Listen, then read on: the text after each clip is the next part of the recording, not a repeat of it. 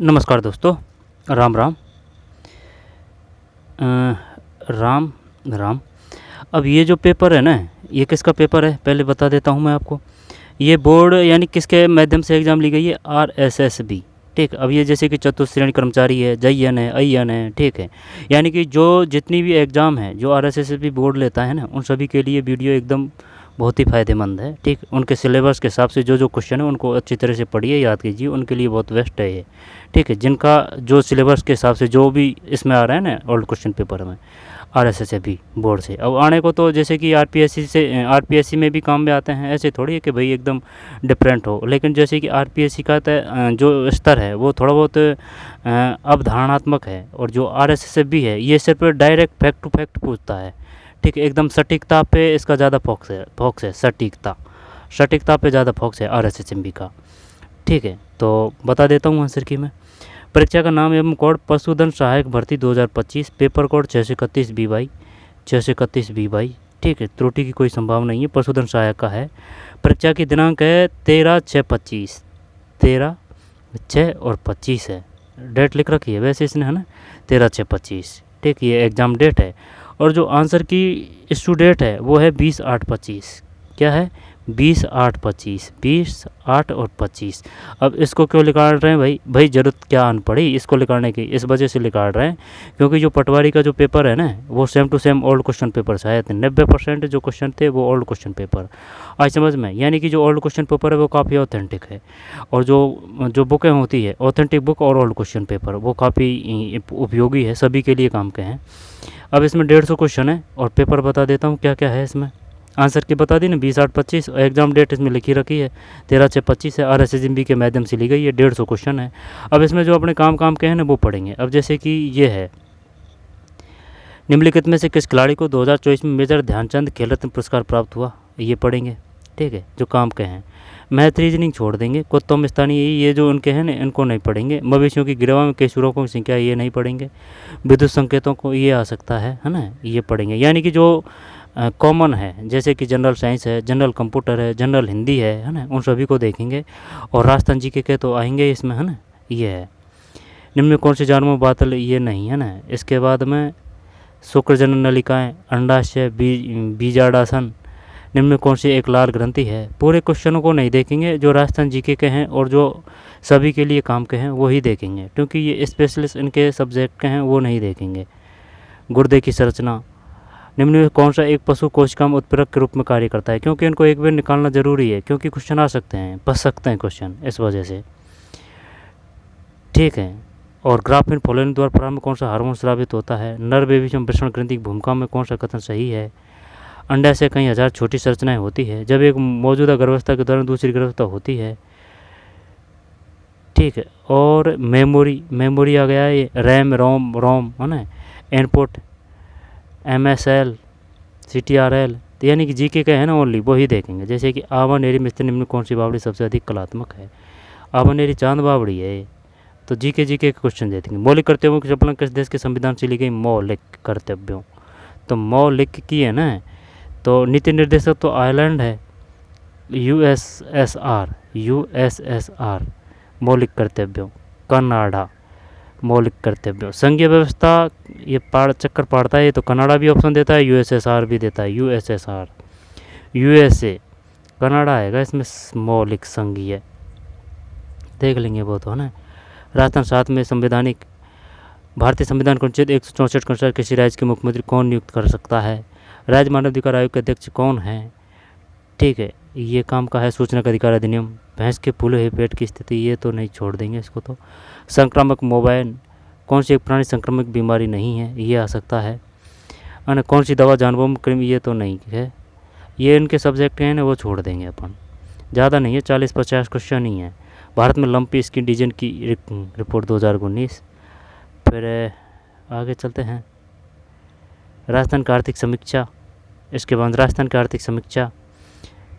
फिर मनरेगा 2005 के अंतर्गत अकुशल कार्मिक। चोली मध्यम सिंचाई परियोजना, ये तगड़ा क्वेश्चन दे दिया इसने। चोली मध्यम सिंचाई परियोजना राजस्थान के किस स्थान से संबंधित है। चोली है, पता नहीं है भाई चोली। तो ये जो काम के क्वेश्चन है ना वो देखेंगे, और नहीं देखेंगे, राजस्थान जी के ज़्यादातर देखेंगे। ठीक है, तो चलिए शुरू करते हैं। इसरो का अध्यक्ष कौन है? राजस्थान को उस गांव का नाम क्या है जो ग्रीन टेक्नोलॉजी इन्वायरमेंट की मदद से खुद को जीरो वेस्ट मॉडल में बदल रहा है? मंडावा करें या फिर विजयपुर करें या फिर आंधी है? लेंस की क्षमता SI मात्रक है। अब ये क्वेश्चन इस प्रकार का है, ये सब में आएगा। उत्तल दर्पण का उपयोग किया जाता है ना, तो वही देखेंगे। चलिए शुरू करते हैं। सर्पगंधा का वानस्पतिक नाम है। रक्त में एक व्यक्तियों के प्लाज्मा में किस प्रकार के प्रतिरक्षी पाए जाते हैं? और भारत में भेड़ों की सामान्य गर्भाधान अवस्था क्या है? इन बकरियों के सामान्य शारीरिक, ये तो क्या नहीं पूछेगा, वो ये भी नहीं पूछेगा, है ना। अपन को तो क्या है कि कभी कभी ये जो जैसे कि भेड़ की नस्ल है, गाय की नस्ल है, ठीक है, और बकरी की जो नस्ल है वो अच्छी तरीके से डिटेल्स में आ सकते हैं इनमें, इस वजह से। और ये जो क्वेश्चन भी बढ़िया है। अब ये क्वेश्चन नहीं आएगा अपन, है ना, ये इनके सब्जेक्ट के हैं वही आएंगे। लेकिन ये जो क्वेश्चन आएगा, सबसे बड़ी नस्ल कौन सी? भारत की बकरी की सबसे बड़ी नस्ल, आई बात समझ में। अब ये जो अपने क्वेश्चन है ना, उन पेपरों में नहीं मिलेंगे, तो जो काम के क्वेश्चन है उनको ही देखेंगे। तो चलिए भाई शुरू करते हैं। वैसे तो पूरा लगभग में थोड़ा बहुत ही तो पेपर छोड़ा है, बता दिया। और जिसको पसंद अच्छा है और काम का है तो वो तो देखेगा, और जिसको अगर काम का नहीं है तो वो नहीं दे देगा। बताना ज़रूरी है, ठीक है, वो आपकी इच्छा के ऊपर है, देखना या नहीं देखना। चलिए भाई, 1 में D, निम्नलिखित में से किस खिलाड़ी को 2024 में मेजर ध्यानचंद खेल रत्न पुरस्कार प्राप्त हुआ? प्रवीण कुमार है 1 में D। दोबारा से लेते हैं। निम्नलिखित में से किस खिलाड़ी को 2024 में मेजर ध्यानचंद खेल रत्न पुरस्कार प्राप्त हुआ? प्रवीण कुमार है, प्रवीण कुमार है, ठीक, प्रवीण कुमार। निम्नलिखित में किस खिलाड़ी को 2024 में, ठीक है, मेजर ध्यानचंद खेल रत्न पुरस्कार प्राप्त हुआ है? प्रवीण, यानी कि ये प्रवीण है। प्रवीण मतलब एकदम सर्वश्रेष्ठ है, ठीक है ना, खेल में ऐसे कर सकते हैं। यानी कि जैसे कि कोई बोलने में प्रवीण है, कोई खेलने में प्रवीण है, ठीक, कोई बॉलिंग करने में प्रवीण है, ऐसे याद कर सकते हैं। प्रवीण कुमार मेजर ध्यानचंद खेल रत्न पुरस्कार प्राप्त हुआ है, ठीक साहब। प्रवीण कुमार है, कुमार है। क्या मिला है? मेजर ध्यानचंद पूरा है। ये पूछ सकता है वो, प्रवीण कुमार को कौन सा पुरस्कार मिला है? मेजर ध्यानचंद खेल रत्न पुरस्कार। ये तो नहीं आएगा, ये भी नहीं आएगा। विद्युत संकेतों का उपयोग करके मांसपेशियों की क्रियाओं के अध्ययन को कहते हैं? बताइए भाई।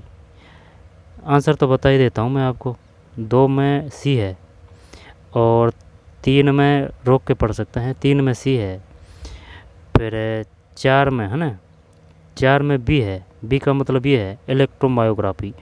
विद्युत संकेतों का उपयोग करके मांसपेशियों की क्रियाओं के अध्ययन को कहते हैं? विद्युत संकेतों का उपयोग करके मांसपेशियों की क्रियाओं के अध्ययन को, ये तो नाम से पता चल रहा है, कोई दिक्कत नहीं। इलेक्ट्रोमायोग्राफी, एक्सरे, शारीरिक परीक्षण, इलेक्ट्रोकार्डियोग्राफी, है ना, इलेक्ट्रोमायोग्राफी है।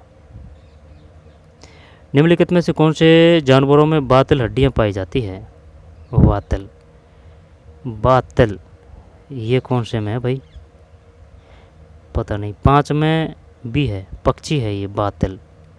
निम्नलिखित में से कौन से जानवरों में बातल हड्डियां पाई जाती है? पक्षी है, पक्षी। बातल मतलब बोलना या फिर कुछ और है? ये बातल पक्षी है। निम्न में कौन सा अंतस्था गुहा व स्पंजी हड्डी के अंतरालीय रिक्त स्थानों में पाया जाता है? 6 में D, अस्थि मंजा। ये क्वेश्चन आ सकता है। निम्नलिखित में कौन सा अंतस्था गुहा एवं स्पंजी हड्डी, जैसे कि ये हड्डी है तो हड्डी के अंदर की बात कर रहा है। निम्न में कौन सा अंतस्था गुहा एवं स्पंजी हड्डी के अंतरालीय रिक्त स्थानों में पाया जाता है? अस्थि मज्जा। अस्थि से मज्जा से याद रख सकते हैं। लसिका पीला, थाइमस। शारीरिक अंग और क्रियाएं, अंडों का जनन, शुक्राणुओं का जनन, निर्माण। तो ये वैसे नहीं आएगा लेकिन देख ही सकते हैं। 7 में C है। C का मतलब है उल्टा है, 4 3 1 2, 4 3 1 2, 4 3 1 2। निकाल लेते हैं एक बार। 4 है ना, 3 और 2 और ये 1 है। शुक्र जनन नलिकाएं, सेमेनियल ट्यूब, तो ये गया शुक्राणु का जनन निर्माण। अधिवर्षण, एपिडीमियस, जीवक्षम शुक्राणुओं का संचयन। अंडा से ओवररीज, माँ से गर्भ सेतु तक पोषक तत्वों का प्रभाव होना। बीजांडन प्लेसेंटा, अंडों का बीजांड, वैसे नाम से ही पता चल रहा है ना। निम्न में कौन सी एक लार ग्रंथि है। अब ये क्वेश्चन है ना, और दूसरी एग्जाम थी उसमें भी आया था कि बताइए निम्न में कौन सी वही श्राव ग्रंथि है। वही श्राव वो था ना, वो संविदावाड़ी, उसमें आया था ये, अलग तरीके से था वो। 8 में ये है कर्णपूर्व ग्रंथि। निम्न में कौन सी एक लार ग्रंथि है। कर्णपूर्व ग्रंथि, तगड़ा सिस्टम है। कर्णपूर्व ग्रंथि निम्न कौन सी एक लार ग्रंथि है। नहीं आएगा ये अपना ना कर्णपूर्व ग्रंथि, ये ध्यान रख सकते हैं। कर्णपूर्व ग्रंथि छोड़ते हैं आंसर तो बता देता हूँ आपको मैं। 8 में ए है, 9 में बी है, फिर 10 में बी है, 11 में पशु कोश का उत्प्रेरक है ना, 11 में डी है। निम्न कौन सा एक पशु कोश का उत्प्रेरक के रूप में कार्य करता है। प्रोटीन है भाई। निम्नलिखित में कौन सा एक पशु कोशिका उत्प्रेरक के रूप में कार्य करता है। प्रोटीन है। शुद्ध वंश नस्ल के संदर्भ में कौन सा विकल्प सही है। आनुवंशिकी के संदर्भ में जब 12 में सी है, 12 में सी का मतलब सत्य बताना है ना, कौन सा विकल्प सही है। सी है इसमें, सी का मतलब ये है जीवों का वह समूह जिन्हें एक विशिष्ट आनुवंशिक रेखा के भीतर कई पीढ़ियों तक प्रजनन करवाया जाता है, जिससे आनुवंशिक समानता बनाए रखी जाती है। आनुवंशिकी के संदर्भ में शुद्ध वंश नस्ल के संदर्भ में कौन सा विकल्प सही है। जीवों का वह समूह जिन्हें एक विशिष्ट आनुवंशिक रेखा के भीतर कई पीढ़ियों तक प्रजनन करवाया जाता है, जिससे आनुवंशिक समानता बनाए रखी जाती है। ग्राफिक फोलियन द्वारा प्रारंभ कौन सा हार्मोन स्रावित होता है। 13 में सी है, 13 में सी एस्ट्रोजन। ग्राफिक फोलियन है ना, एस्ट्रोजन है। फिर नर बेबी में वृषण ग्रंथि की भूमिका के बारे में कौन सा कथन सही है। 14 में डी है। यह शुक्राणु और हार्मोन टेस्टोस्टेरोन का उत्पादन करता है। नर मवेशियों वृषण ग्रंथि की भूमिका के बारे में कौन सा है। यह शुक्राणु हार्मोन टेस्टोस्टेरोन उत्पादन करता है। अंडाशय में कई हजार 15, तो 15 में ये है प्राथमिक पुटक। जब एक मौजूदा गर्भावस्था के दौरान दूसरी गर्भावस्था होती है तो इसे कहा जाता है। 16 में बी सुपरफिटेशन। 17 में सी है। फिर हाँ, ये अपना काम का है।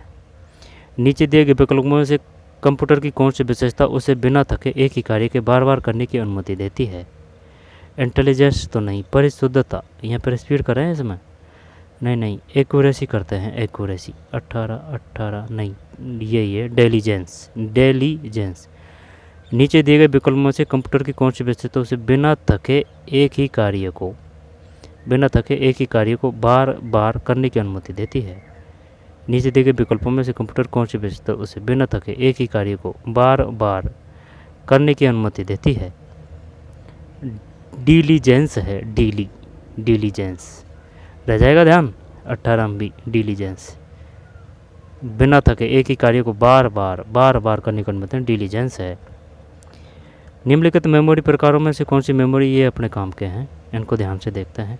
निम्नलिखित मेमोरी प्रकारों में कौन सी मेमोरी में बिजली संचार बंद होने के बाद भी डेटा सुरक्षित रहता है। अब रैम का तो नाम है random access memory.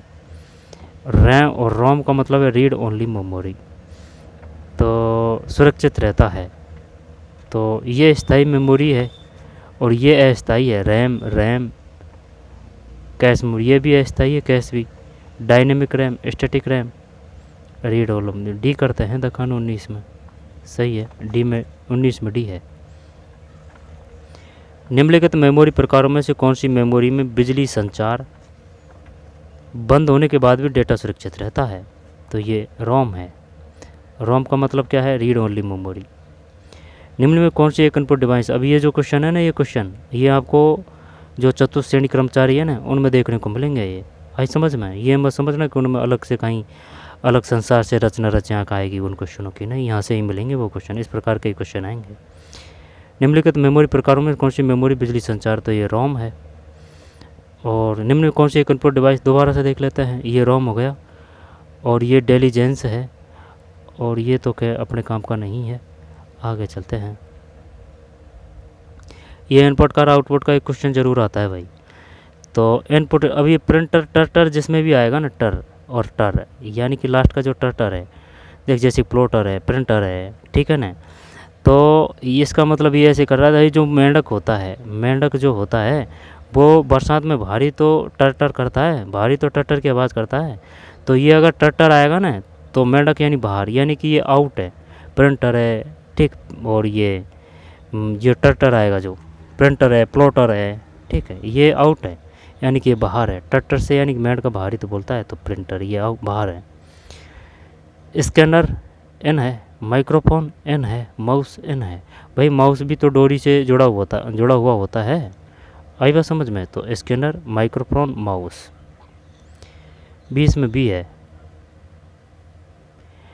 MS Excel में किस फंक्शन का उपयोग किसी शर्त स्थिति के आधार पर सेल रेंज की दिखावट को बदलकर असामान्य और दिलचस्प डेटा को उल्लेखित हाईलाइट करने के लिए किया जाता है? बताइए भाई क्या करें अब इसमें। MS एक्सेल में किस फंक्शन का उपयोग किसी शर्त स्थिति के आधार पर सेल रेंज की दिखावट को बदलकर असामान्य और दिलचस्प डेटा को उल्लेखित का मतलब हाईलाइट करने के लिए किया जाता है?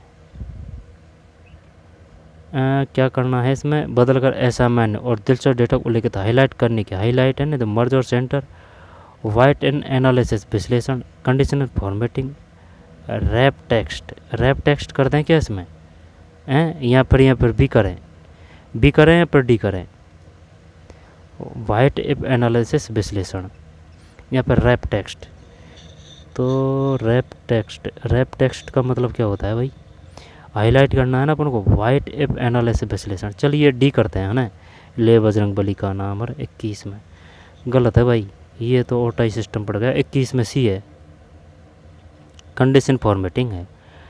MS एक्सेल में किस फंक्शन का उपयोग किसी शर्त स्थिति के आधार पर सेल रेंज की दिखावट को बदलकर असामान्य और दिलचस्प डेटा को उल्लेखित, दोबारा देखते हैं, समझ में नहीं आई बात।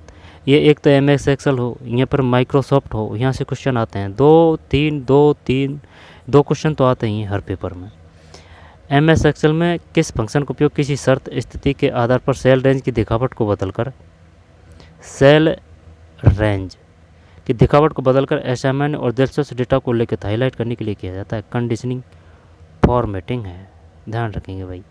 निम्नलिखित में किस शॉर्टकट कुंजी का प्रयोग MS वर्ड में प्रिंट व्यू के लिए किया जाता है? Print view. अब ये तो सब शॉर्टकट के लिए है, ठीक है, ये तो सब शॉर्टकट के लिए है। तो प्रिंट प्रीव्यू, तो क्या ही करें अब इसमें, ये तो सब शॉर्टकट के लिए है, CTRL। तो शिफ्ट F2 कर दें क्या इसमें, देखते हैं, दिखाना नहीं, गलत है, CTRL F2 है भाई। निम्नलिखित, हाँ तो सही तो है। तो भाई ये CTRL का मतलब नहीं शॉर्ट है, शॉर्टकट है ये। अब वो कुंजी ज़्यादातर आती है ना, तो वो इसने दिया नहीं, जैसे कि अगर कॉपी की बात देता है तो CTRL-C तो उसको कर देते थे, लेकिन अब ये दिमाग लगाने लग गया, वो इस प्रकार से जो पता चल जाता है ना वो नहीं देता है। निम्नलिखित शॉर्टकट कुंजी का प्रयोग MS वर्ड में प्रिंट प्रीव्यू के लिए किया जाता है? प्रिंट प्रीव्यू, तो ये शॉर्टकट कुंजी है CTRL है ना, F2 है ये 22 में, F2 ठीक है, F2। संयुक्त विशेष बल अभ्यास गरुड़ शक्ति 24 भारत और, तो ये किसके में हुआ था, गरुड़ शक्ति 24 नेपाल, उज्बेकिस्तान, देख श्रीलंका तो नहीं है, तो क्या इंडो 23 में देख ही लेते हैं, यही है भाई, इंडोनेशिया है ना। संयुक्त विशेष बल अभ्यास गरुड़ शक्ति 2024। अब वो पूछता है ये जैसे प्रकार से आ गया ना, किस किस के मध्य किया जाता है, यहाँ पर कहाँ आयोजन किया गया था, किन किन के मध्य हुआ था, डेट भी पूछ सकता है, इंडोनेशिया। संयुक्त विशेष बल अभ्यास गरुड़ शक्ति 24 भारत और इंडोनेशिया के बीच आयोजित किया गया था। भारत और इंडोनेशिया है। संयुक्त विशेष बल अभ्यास गरुड़ शक्ति 24 भारत और इंडोनेशिया, ठीक है, भारत और इंडोनेशिया। आवानेरी, और ये बहुत फेमस क्वेश्चन है RSSB का, आवानेरी में चांद बावड़ी, जैसे कि जो बांदी कुई है ना, बांदी कुई जो बांदी कुई है ना, वहाँ है ये, ठीक, आवानेरी। आवान एरिया में निम्न कौन सी बावड़ी सबसे अधिक भैंस देता है? तो ये चांद बावड़ी है। अब ये जो चांद बावड़ी है ना, इसके जस्ट पास में ही हर्षद माता का मंदिर है, हर्षद माता का मंदिर है, ठीक है। इसके जस्ट पास में चांद बावड़ी। इसका निर्माण किसने करवाया था? गुर्जर प्रतिहारों ने करवाया था भाई, प्रतिहारों ने, ठीक है, गुर्जर प्रतिहारों ने। आवान एरिया में स्थित निम्न कौन सी बावड़ी सबसे अधिक कलात्मक है? चांद बावड़ी है। रानी जी की बावड़ी ये बूंदी है, ठीक है, 84 खंभों की छतरी है। और जो अलवर में है ना, वो 80 खंभों की छतरी है, 80। नौलखा बावड़ी कहाँ है? त्रिमुखी बावड़ी कहाँ है? चॉइस में सी। भारत के संविधान मौलिक कर्तव्यों की संकल्पना किस देश के संविधान से ली गई? मौलिक। अब देखते हैं, अब इसमें 25 में यूएसएसआर है ये, यूएसएसआर। ये संयुक्त राज्य अमेरिका है क्या ये? यूएसएसआर। मौलिक कर्तव्यों की संकल्पना किस देश के संविधान से? यूएसएसआर। तो क्या ये रूस है? यूएसएसआर।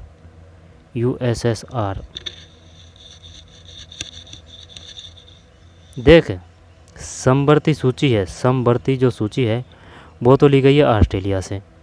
संघीय जो सूची है वो ली गई है कनाडा से, संघीय कनाडा से है। और उपराष्ट्रपति का जो पद है ना, वो यूएसए से लिया गया है, यूएसए से। और ये मौलिक कर्तव्य ध्यान रखना है, ये रूस की बात कर रहा है, मौलिक कर्तव्य यूएसएसआर, रूस को ही बोलते थे पहले, है ना।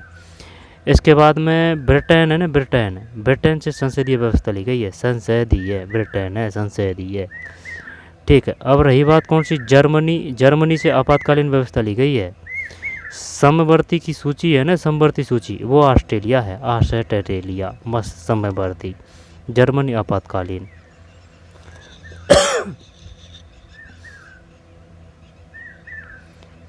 भारत के संविधान में मौलिक कर्तव्यों की संकल्पना किस संविधान से ली गई है? यूएसएसआर है, यूएसएसआर। कनाडा संघीय है।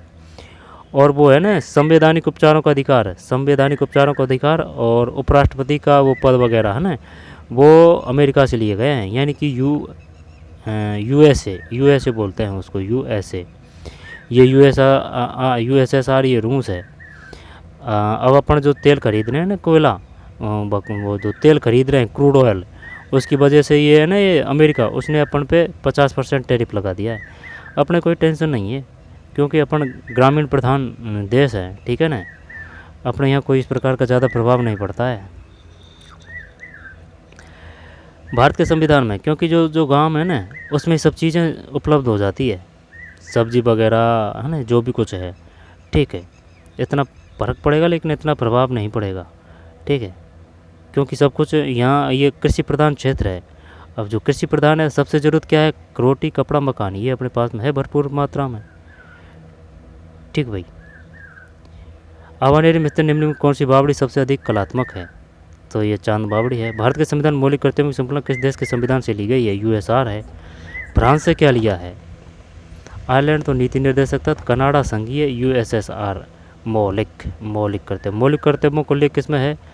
ये है अपने 51 ए है ना, 51 ए कहते हैं, यहाँ पर 51 क्या कहते हैं, एक है मौलिक कर्तव्यों, ठीक है। अस्पृश्यता से 17 है। और 14 से जो 18 है ना, वो है समानता का अधिकार है। और बोलने की अभिव्यक्ति वो 19 है। और वो है ना, जैसे कि आप आत्महत्या वगैरह नहीं कर सकते। प्राण व दैहिक स्वतंत्रता, वो अनुच्छेद 21 है, 21। और है, और भी है, जैसे कि 213 का जो अनुच्छेद है ना, वो राज्यपाल के अध्यादेश से संबंधित है, 213। और जो मंत्रिपरिषद है ना, मंत्रिपरिषद, वो जो मंत्रिमंडल है, कैबिनेट मंत्रिमंडल है, उसकी जो सदस्य संख्या है, यहाँ तो वो 15% रहेगी विधानसभा के, यहाँ पर वो संख्या की पूछेगा तो 30% की पूछेगा तो 15 विधानसभा की। विधानसभा में सदस्य संख्या कितनी अपनी? 200 है। अपने सेंटर में कितने बैठते हैं? कुल 35 बैठते हैं, 25 लोकसभा के, 10 राज्यसभा के, ठीक, 35।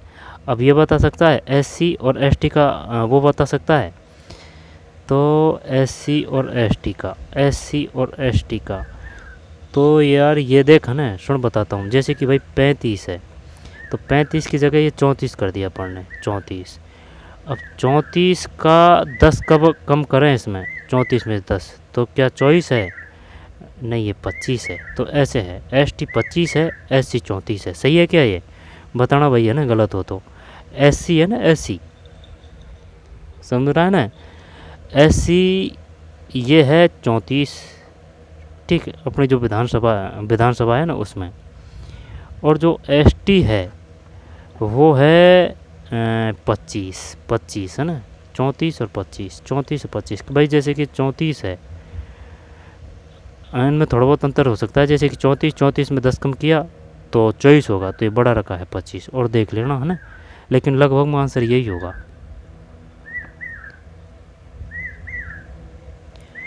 राजस्थान में 7वें संवैधानिक संशोधन के अंतर्गत राज प्रमुख का पद किस दिनांक से रद्द किया गया? और जो अब राज्यपाल है ना उसको क्या कहा जाएगा? कुलगुरु। और नहीं, राज्यपाल नहीं, वो कुलपति होते हैं ना, कुलपति। राज्यपाल महोदय ने भी कहा था कि भाई ये तो पता है कि ये पति है, लेकिन पति किसके हैं ये पता नहीं है, मजाकी अंदाज में। तो कुलपति हटा दिया है, अब कुलगुरु है, कुलगुरु।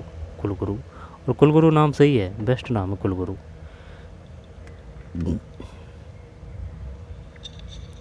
क्योंकि बोलना से ही तो पता चलता है, ठीक है। जब शब्दों का सही तरीके से, अच्छी तरीके से प्रयोग किया जाता है तो उससे दिमाग में, मन में, आत्मा में अच्छी तरीके से वो आती है, क्या, शुद्धता आती है, शुद्धता, ठीक है, अच्छी वाली फीलिंग आती है।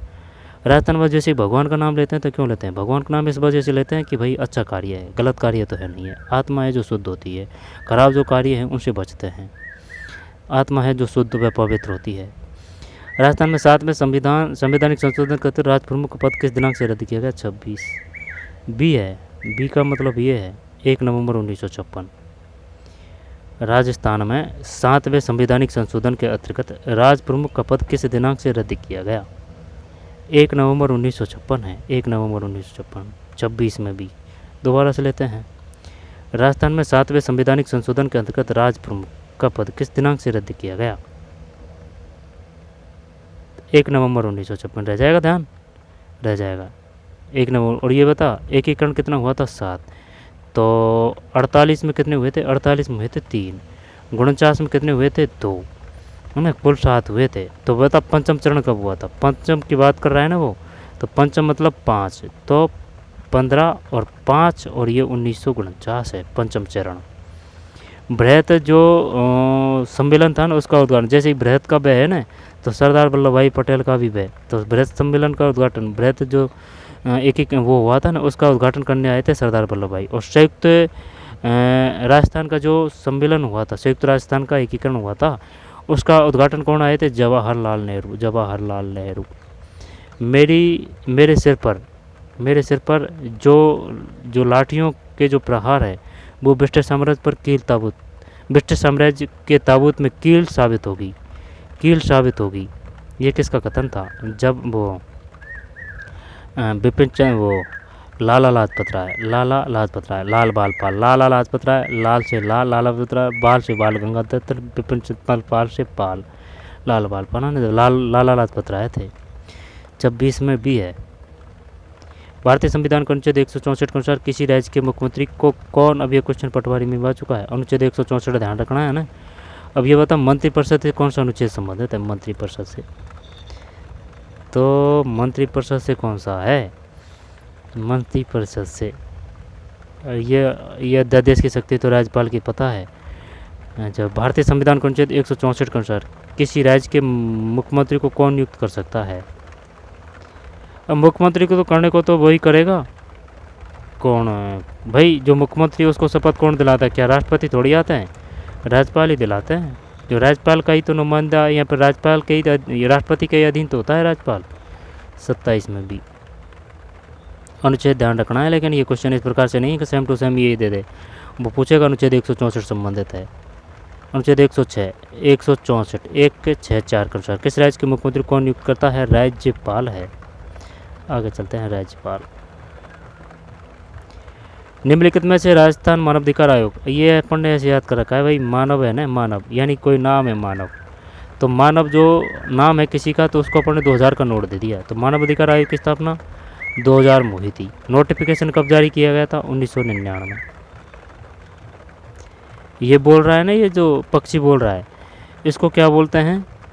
इसको बोलते हैं, क्या ये पीहू है? पीहू, पीहू, पीहू है या फिर कौन सा है ये जो बोल रहा है जो बरसाता जी। 28 में ए, न्यायमूर्ति गंगाराम मूलचंदानी, न्यायमूर्ति गंगाराम मूलचंदानी है भाई। ये क्वेश्चन आएगा भाई अपने, पक्का आएगा ये। मुख्य सचिव तो सुधांशु पंत है, सुधांशु पंत है मुख्य सचिव। ये 2 बार क्वेश्चन आ चुका है सीईटी में और पटवारी में। निम्नलिखित में राजस्थान मानवाधिकार आयोग के अध्यक्ष कौन है अप्रैल 2025 के अनुसार? तो मूलचंदानी है, मूल है और चंदानी है। नाम वैसे बढ़िया है, रह जाएगा ध्यान। न्यायमूर्ति गंगाराम मूलचंदानी, मूलचंदानी, मूल है। 28 में है न्यायमूर्ति गंगाराम। और आरपीएससी के प्रथम अध्यक्ष कौन थे? एस के घोष, यानी कि पद पे आसीन होकर घोषणा कर रहे हैं भाई। और ये भी क्वेश्चन आया था, राजस्थान की राधा, आई समझ में, मीरा है वो। ऑप्शन में उसमें गबरीबाई भी दिया था, गबरीबाई। वो बागड़ की मीरा है, वागड़, बागड़ में बह है, गबरीबाई में भी बह है। मीराबाई कौन सा ने वो बजाती थी? एक तारा बजाती थी। 28 में निम्नलिखित में राजस्थान मानवाधिकार आयोग के अध्यक्ष कौन है अप्रैल 2025? न्यायमूर्ति गंगाराम मूलचंदानी, न्यायमूर्ति गंगाराम मूलचंदानी, मूल है चंदानी, रह जाएगा ध्यान। मानवाधिकार आयोग की स्थापना कब हुई थी? 2000 में हुई थी। नोटिफिकेशन जारी कभी गया था? 1999 में। सूचना का अधिकार अधिनियम 2005 के अंतर्गत A33 या उससे छोटे आकार के पृष्ठ पर सूचना उपलब्ध कराने का प्रति पृष्ठ शुल्क है 29 में डी 2 रुपये है। सूचना का अधिकार अधिनियम, सूचना का अधिकार गारंटी, तो सूचना का अधिकार अधिनियम 2005 के अंतर्गत A33 या उससे छोटे आकार के पृष्ठ पर सूचना उपलब्ध कराने का प्रति पृष्ठ शुल्क है 2 है भाई, ध्यान रखना है ना। और ये जैसे कि अगर कोई कर्मचारी उपलब्ध नहीं करा सकता है सूचना, तो उस पर कितने रुपए का जुर्माना लगता है? 500 रुपये लगता है। ठीक। सूचना का अधिकार अधिनियम 2005 के अंतर्गत A33 या उससे छोटे आकार के पृष्ठ पर सूचना उपलब्ध कराने का प्रति पृष्ठ शुल्क है 2 रुपये।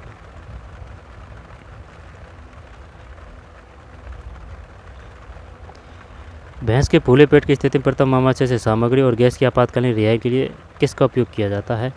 आप राजा जब की बात कर रहा है 30 में भी टोकार और लघु नलिका। संक्रामक मोबाइल तो ये 31 में ए है। निम्न में कौन सी एक प्राणी संक्रामी बीमारी नहीं है? अब ने ये भी क्वेश्चन पूछा था उसने, ये पूछा था है ना कि भाई टीबी का वैज्ञानिक नाम तो नहीं, लेकिन वो पूछा था कि भाई कौन सा रोग किस जीवाणु से होता है, इस प्रकार से पूछा था कुछ पटवारी में। निम्नलिखित में कौन सी एक प्राणी संक्रामी बीमारी नहीं है? प्राणी संक्रामी, इसकी इंग्लिश देखते हैं। Which one of the following is not a zoonotic disease? Zoonotic disease है, जूनोटिक डिसीज, जूनोटिक डिसीज संक्रामक बीमारी है ना, तो संक्रामक बीमारी नहीं है। एंथ्रेक्स, ब्रूसोलोसिस, यक्षमा, टीबी, दुग्ध ज्वर। तो टीबी तो है, संक्रामक बीमारी है टीबी। अब इनका और तो पता नहीं है, लेकिन ये दुग्ध ज्वर नहीं है शायद भाई। जैसे कि कोई को वो बुखार आता है तो बुखार संक्रामक थोड़ी है। 32 में सही है भाई, जीत गए जंग, सही है 32 में भी। ठीक है, तो ये संक्रामक बीमारी है। अब ध्यान कर रखना है, ये रखना है कि भाई संक्रामक बीमारी कौन सी है? टीबी है, ट्यूबरक्लोसिस। ब्रूसेलोसिस है, ब्रूसे। एंथ्रेक्स, ये किस प्रकार की बीमारी है? अपेंडिक्स, वो तो अलग है, वो संक्रामक नहीं होती। यक्षमा है ना, टीबी है। फिर ब्रूसेलोसिस है, ब्रूसेलोसिस, ये क्या है? संक्रामक है। यक्षमा है, ब्रूसेलोसिस है और एंथ्रेक्स है। ठीक है, या पर ऐसे कर सकते हैं इसको याद, ये ब्रोसोलिस है ना, यानी कि भाई ब्रेसलेट पहन रहा है हाथ में, तो वो संक्रामक ही तो होगी। तो यक्षमा, ब्रोसोलिस, एंथ्रेक्स, यक्षमा, ब्रोसोलिस, एंथ्रेक्स।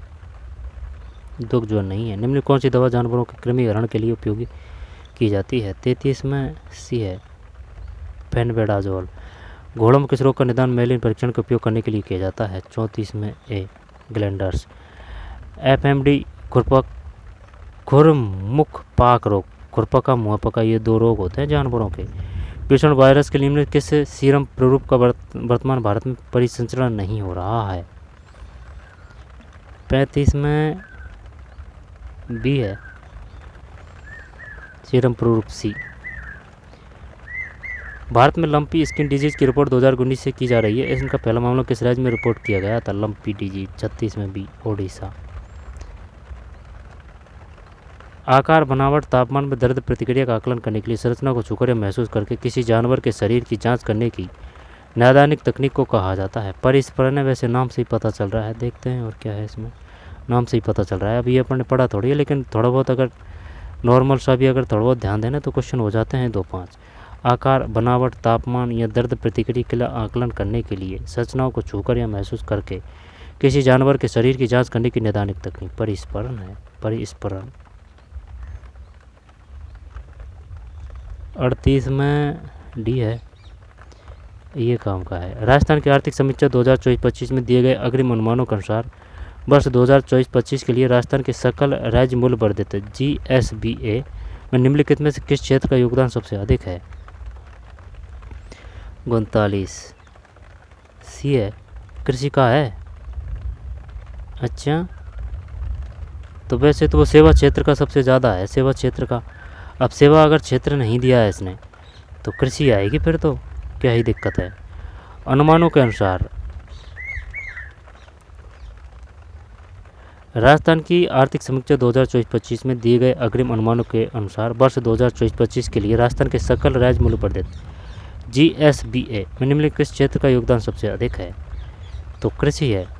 ठीक है, कृषि से ऊपर कौन सा है? सेवा क्षेत्र है, सेवा। कृषि में पशुपालन भी आता है, ये भी ध्यान रखना है ना। वो खूब कृषि से ज़्यादा सहयोग दे रहा है वो पशुपालन। 39-40 राजस्थान की आर्थिक समीक्षा 2024-25 के अनुसार वर्ष 2023-24 के दौरान राजस्थान निम्नलिखित में किस क्षेत्र का सबसे अधिक निर्यात मूल्य रूप में था? तो क्या हस्तशिल्प कर दें इसमें? चमड़ा और चमड़े के उत्पाद, ऊन और ऊनी कपड़े। ये बढ़िया क्वेश्चन दिया है भाई, तो इसमें क्या करें? टॉप पे राजस्थान में किस क्षेत्र का सबसे अधिक निर्यात मूल्य? ये कर दें, यहाँ पर ऊन ऊनी कपड़े करें, यहाँ पर हस्तशिल्प करें, या तो बी है या डी है। देखते हैं 40 में डी है भाई, हस्तशिल्प है। ठीक, हस्तशिल्प जहाँ हाथ से बनाई हुई चीज़ें सबसे, और हाथ से बनाई हुई चीज़ ही लंबा टिकती है। ठीक है, यूँ ही टूटती फाड़ती नहीं है, हस्तशिल्प है ये।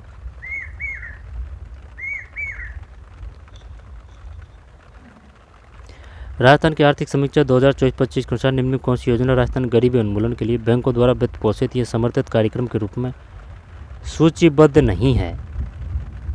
दीनदयाल अंत्योदय योजना, PM मुद्रा योजना, मुख्यमंत्री नारी शक्ति उद्यम प्रोत्साहन योजना, या पर मुख्यमंत्री नारी बंधना स्वनिधि योजना है? बड़े क्वेश्चन है भाई, बताइए, दीजिए आंसर दीजिए इसमें, इसका आंसर दीजिए 41 का। कोशिश करना ज़रूरी है, पढ़ के निकालने में कोई तेल नहीं है, फिर वो याद नहीं रहेगा। ठीक, चाहे सही जा गलत जा, कोशिश करनी चाहिए। तो 41 राजस्थान की आर्थिक समीक्षा 2024-25 के अनुसार इनमें कौन सी योजना राजस्थान गरीबी उन्मूलन के लिए बैंकों द्वारा वित्त पोषित या समर्थित कार्यक्रम के रूप में सूचीबद्ध नहीं है? दीनदयाल अंत्योदय योजना है ना, PM मुद्रा योजना है, मुख्यमंत्री नारी शक्ति उद्यम प्रोत्साहन योजना है, मुख्यमंत्री नारी बंधना स्वनिधि योजना। ये नहीं होना चाहिए है ना। देखते हैं 41 में, गलत है भाई, नारी बंधना स्वनिधि योजना है। जब इसमें ना चक्कर यही पड़ रहा है, ये अपने से बैंकों की पूछ रहा है। ठीक है, राजस्थान की आर्थिक समीक्षा 2024-25 के अनुसार निम्न कौन सी योजना राजस्थान में गरीबी उन्मूलन के लिए बैंकों द्वारा वित्त पोषित या समर्थित कार्यक्रम के रूप में सूचीबद्ध नहीं है? यानी कि बैंकों के वो उसमें नहीं है, तो ये नहीं है मुख्यमंत्री नारी बंधना स्वनिधि योजना, मुख्यमंत्री नारी बंधना स्वनिधि योजना। जबकि और ये सब बैंकों के अधीन है। ठीक है, यानी कि इनसे अनुबंध हो रहा है, MOU हो रहा है, MOU, मोमेंडम ऑफ वो बोलते हैं ना, वो क्या है, दीनदयाल अंत्योदय योजना है, पीएम मुद्रा योजना है ना, दीनदयाल अंत्योदय योजना, पीएम मुद्रा योजना, मुख्यमंत्री नारी शक्ति उद्यम प्रोत्साहन योजना। दोबारा से देखते हैं, राजस्थान की आर्थिक समीक्षा 2024-25 के अनुसार निम्न कौन सी योजना राजस्थान, तो दीनदयाल अंत्योदय योजना है। ठीक है भाई, दीनदयाल अंत्योदय योजना है, बैंकों द्वारा वित्त पोषित दीनदयाल अंत्योदय योजना, पीएम मुद्रा योजना, और कौन सी है, दीनदयाल अंत्योदय योजना, पीएम मुद्रा योजना, मुख्यमंत्री नारी शक्ति उद्यम प्रोत्साहन योजना। दीनदयाल अंत्योदय योजना, इसकी कुछ डिटेल बता सकते हैं दीनदयाल अंत्योदय योजना की? पीएम मुद्रा योजना, पीएम मुद्रा योजना की फुल फॉर्म क्या है? मुख्यमंत्री नारी शक्ति उद्यम प्रोत्साहन योजना, ये नहीं है इसमें। योजना तो सही है मुख्यमंत्री, लेकिन ये बैंकों के अधीन नहीं है। अधीन मतलब उनसे वित्त पोषित नहीं है, समर्थित नहीं है।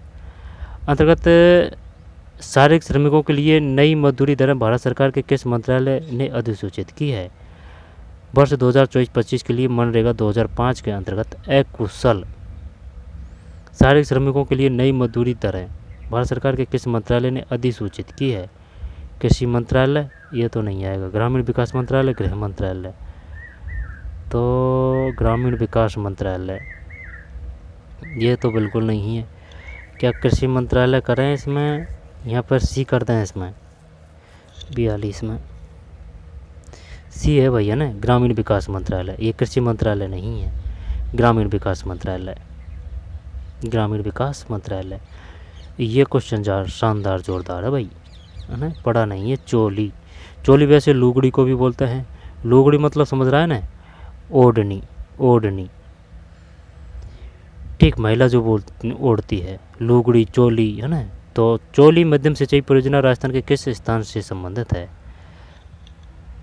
तो ये है, देख, सावन भादो तो कोटा, इसमें तो कोई दो राय नहीं है। तो ये क्या ही करें अब इसमें, कोटा करें या बूंदी करें? है तो कोटा या बूंदी है इसमें। 43 गलत है भाई, एकदम सरासर गलत है। ये तो झालावाड़ आ गया। चोली मध्यम सिंचाई परियोजना राजस्थान के किस स्थान से संबंधित है? चोली, पढ़ा नहीं भाई ये कभी। चोली, चोली, चोली मध्यम सिंचाई परियोजना। और जो हमारा राजस्थान बुक है उनमें भी नहीं है। अब ऐसे दो चार क्वेश्चन इस प्रकार के आते ही हैं, है ना, तो उनसे ज़्यादा घबराने की ज़रूरत नहीं है, कोई दिक्कत नहीं है। चोली झालावाड़ है। झालरापाटन कहाँ है? झालावाड़ में है। ठीक है, झालावाड़ में झालरापाटन, जहाँ झालरापाटन है झालावाड़ में है। झालरापाटन को क्या बोलते हैं? झालरापाटन को बोलते हैं घंटियों का शहर। और सौ टापुओं का शहर किसे बोलते हैं बताइए? सौ टापुओं का शहर किसे बोलते हैं? सौ टापुओं का शहर बोलते हैं बांसवाड़ा को, सौ टापुओं का। दर्रा अभ्यारण्य कहाँ है? दर्रा। चोली, यानी कि चोली उड़ रही है भाई झालावाड़ में, ध्यान रख जाएगा ना, चोली झालावाड़ में, चोली उड़ रही है झालावाड़ में। ठीक है भाई, चोली झालावाड़ में। बूंदी से कौन संबंधित है? नैनू राम। सावन भादो परियोजना कोटा है। रामगंज मंडी धनिया की, वो कोटा है। मेजर बटन कोटा है। और जवाहर सागर बांध कोटा है। कोटा बैराज कोटा है। कन्यावध कोटा है। डाकण डै से डूंगरपुर है, डाकण प्रथा। गैप सागर डूंगरपुर है। डै से ही डामोर जनजाति है, डै से ही डूंगरपुर है। भोगीलाल पेंड्या सी डै है, डै से वो भी डूंगरपुर है, भोगीलाल पेंड्या। ऑक्सीकरण प्रतिक्रिया के निम्नलिखित में कौन से प्रभाव रोजमर्रा की जिंदगी में देखे जाते हैं? तो पता नहीं है भाई, 44 में बी है ये, संचारण और विकृत गंधिता, है ना, ये है इसमें बी, संचारण और विकृत गंधिता। ऑक्सीकरण प्रतिक्रिया के निम्नलिखित में कौन से प्रभाव रोजमर्रा की जिंदगी में देखे जाते हैं? संचारण और विकृत गंधिता, संचारण और विकृत गंधिता। आगे चलते हैं। ऑक्सीकरण, इसकी वजह से लोहे में जंग लग जाती है। ऑक्सीकरण की वजह से धातुओं का वह गुण जिसके कारण उन्हें पीट कर पतली चादरें बनाई जा सकती है कहलाता है। तो ये वो आ जाएगा कौन सा? ये तन्यता आना चाहिए भाई इसमें। चालकता तो वो है जैसे कि भाई विद्युत, जैसे कि तापमान है, जैसे कि दोपहरी में रख दिया तो तुरंत गर्म हो जाता है। ठीक है, जैसे कि जल्दी गर्म और जल्दी ठंडा होता है। जैसे विद्युत आ रहा है तो वो भी वही है, वही चालकता का मतलब वो है। ध्वनिकता का मतलब है जैसे कि अगर टच करें ना उसको कान को तो उसमें ध्वनि टन टन की आवाज़ आती है। आघात वर्धनीयता, आघात वर्धनीयता का मतलब क्या है? तन्यता होना चाहिए भाई इसमें, 45 में गलत है भाई, आघात वर्धनीयता है। धातुओं का भयगुण जिनके कारण उन्हें पीट कर पतली चादरें बनाई जा सकती है, आघात वर्धनीयता, आघात वर्धनीयता है तन्यता। तन्यता तो ये बता, जो सोना है, सोना को क्या कहा जाएगा बता। अब जैसे कि जो चांदी है ना, जो सबसे सर्वोत्तम सुचालक है विद्युत की, चांदी। अब तन्यता के मामले में चांदी करेगा या फिर सोना करेगा? सोना करेंगे तन्यता में, ठीक है। नर्म मुलायम कोमल है वो वाली बात है ये तन्यता। चालकता तो वो हो जाएगा ध्वनिकता, आघात वर्धनीयता है इसमें, आघात वर्धनीयता। राजस्थान राज्य से निम्नलिखित में किस व्यक्ति को 2025 पद्मश्री से पुरस्कृत किया गया? पद्मश्री दे दिया भाई, तो पद्मश्री बैजनाथ महाराज, अनिल कुमार बोरो, पता नहीं है भाई। पद्मश्री, पद्मश्री 46, इनको तो वो मिला है ना, बैजनाथ महाराज, सीन काप निजाम, और वो है ना एक बेतुल बेगम। तो पद्मश्री क्या एक रहे हैं इसमें? 46 में सही है, बैजनाथ महाराज। राजस्थान राज्य से निम्नलिखित में से किस व्यक्ति को 2025 में पद्मश्री से पुरस्कृत किया गया? बैजनाथ महाराज है। किस में मिला है? इसका अध्यात्म में मिला है। सीन काप निजाम को किस में मिला है? सीन काप निजाम इनको मिला है साहित्य के क्षेत्र में, साहित्य के। और वो जो है ना बेतुल बेगम, बेतुल बेगम उनको मिला है कला में, उनको कला में मिला है। सीन काप निजाम को साहित्य में मिला है, इनको अध्यात्म में मिला है। वैसे नाम से ही पता चल रहा है बैजनाथ महाराज। निम्न में कौन सा देश 2025 में G20 शिखर सम्मेलन की मेजबानी करेगा? अब ये मैन तथ्य तो पता ही होना चाहिए ना, तो क्या ही करें इसमें। मैक्सिको 47, दक्षिण अफ्रीका 47 में भी दक्षिण अफ्रीका है। निम्न में कौन सा देश 2025 में G20 शिखर सम्मेलन की मेजबानी करेगा? G20 माना 2025 की बात है, दक्षिण अफ्रीका है भाई, ध्यान रखना है ना। 2025 में G20 शिखर सम्मेलन की मेजबानी दक्षिण अफ्रीका, ठीक है। डेन स्टैन जो बॉलर था, और AB डिविलियर्स। भारत के मुख्य चुनाव आयुक्त कौन है 1 अप्रैल 2025? जब ये आ जाएंगे भाई साहब, सुन जा देख, भारत के मुख्य चुनाव आयुक्त तो यानी कि ज्ञान दे रहा है भाई, है ना। तो ज्ञानेश कुमार, राजीव कुमार, सुनील अरोड़ा, सुशील चंद्रा। अब और का तो पता नहीं है, लेकिन ये ज्ञानेश कुमार ही लग रहा है ना। देखते हैं 48 में ज्ञानेश कुमार ही है, ठीक है, कि भाई ज्ञान दे रहा है ना। तो ये 3 सदस्यीय है, भारत का जो मुख्य चुनाव आयुक्त है वो 3 सदस्यीय है, एक तो मुख्य सदस्य और प्लस 2 सदस्य। और जो राज्य निर्वाचन आयुक्त है सिर्फ वो 1 सदस्यीय है। राज्य निर्वाचन आयुक्त के मुख्य अध्यक्ष कौन है कुछ पता? भारत के मुख्य चुनाव आयुक्त कौन है 1 अप्रैल 2025? ज्ञानेश, ज्ञान दे रहा है ना, ध्यान रखना है, ज्ञानेश कुमार। निम्नलिखित में राजस्थान के स्वतंत्र प्रभार वाले राज्य ऊर्जा से हीरा चमक रहा है ना। तो हीरा लाल नागर, ऐसे याद कर रखा है। भजनलाल शर्मा ये अपने मुख्यमंत्री महोदय है। नीरज कुमार पवन कौन है? जोगा, ये जोगा भी ये जोगाराम पटेल है ना, ये वो है कौन है? जोगाराम पटेल संसदीय कार्य मंत्री। जोगा नहीं, संसदीय कार्य मंत्री नहीं है जोगाराम पटेल, है ना। वो खराड़ी है ना, देख खराड़ी, अब ये नाम भी ऐसा है खराड़ी, जनजाति जैसा। तो जो जनजाति के जो अध्यक्ष है ना वो खराड़ी है, अभी पीछे का ध्यान दिया है, ठीक, बाबूलाल खराड़ी कुछ ऐसे है। तो ये खराड़ी जनजाति के वो है मुख्य मंत्री है खराड़ी। और जो दिया कुमारी है वो उप मंत्री है, पर्यटन मंत्रालय उनके पास में। और एक है उनके पास में वित्त मंत्रालय। और एक उप मुख्यमंत्री कौन है? प्रेमचंद बैरवा है, प्रेमचंद बैरवा है, प्रेमचंद बैरवा। उनके पास उच्च शिक्षा विभाग है। अब हीरा से ये हीरा चमक रहा है भाई ऊर्जा से, ये ऐसे याद कर रखा है। और वो जो है ना कौन सा, जैसे कि पशुओं में जोर होता है तो पशुपालन मंत्री कौन है, तो पशु में जोर होता है तो जोरावर, जोरावर आ जाएगा, ठीक, जोरावर। और ये दिलावर है ना, दिलावर, ये पंचायत राज मंत्री है और शिक्षा मंत्री है, दिलावर।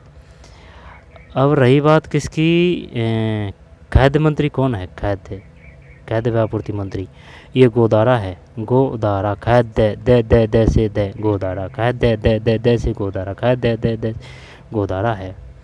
ये संसदीय कार्य मंत्री होना चाहिए भाई, या फिर कुछ ऐसे है जोगाराम पटेल। हीरा ऊर्जा से चमक रहा है। और जो चिकित्सा मंत्री है गजेंद्र सिंह खीपसर है, और चिकित्सा सचिव है गायत्री देवी है।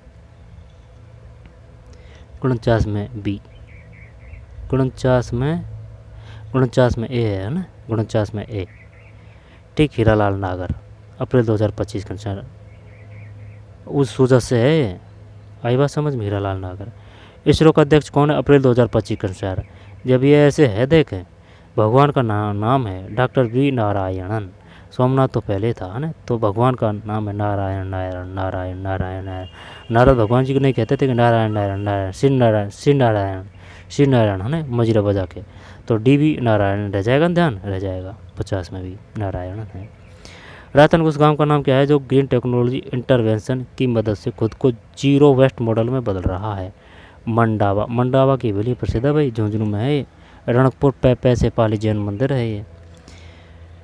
एक तो आंधी है, एक विजयपुर है। अब क्या करें इसमें, आंधी करें या फिर आंधी करें क्या इसमें, देखते हैं दिखाने क्या मन में।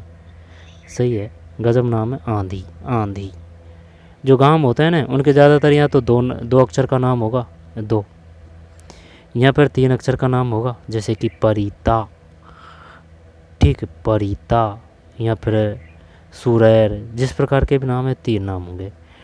इसके बाद में या तो 2 या 3 है ना, और या 5, 4 के कम मिलते हैं, 5 से ज़्यादा का नाम नहीं मिलता है गांवों का, जहाँ तक है ना। तो 2, 3, 4 या 5, ज़्यादातर या तो 2 मिलेगा, 3 मिलेगा या 5 मिलेगा, 4 के कम मिलते हैं। 51 में सी है आंधी। निम्नलिखित रासायनिक संरचना का सही IUPAC नाम कौन सा है। 52 में डी है, मिथाइल हेक्सन, ये तो पता भी नहीं है भाई। 52 में डी है, 3 मिथाइल हेक्सेन है।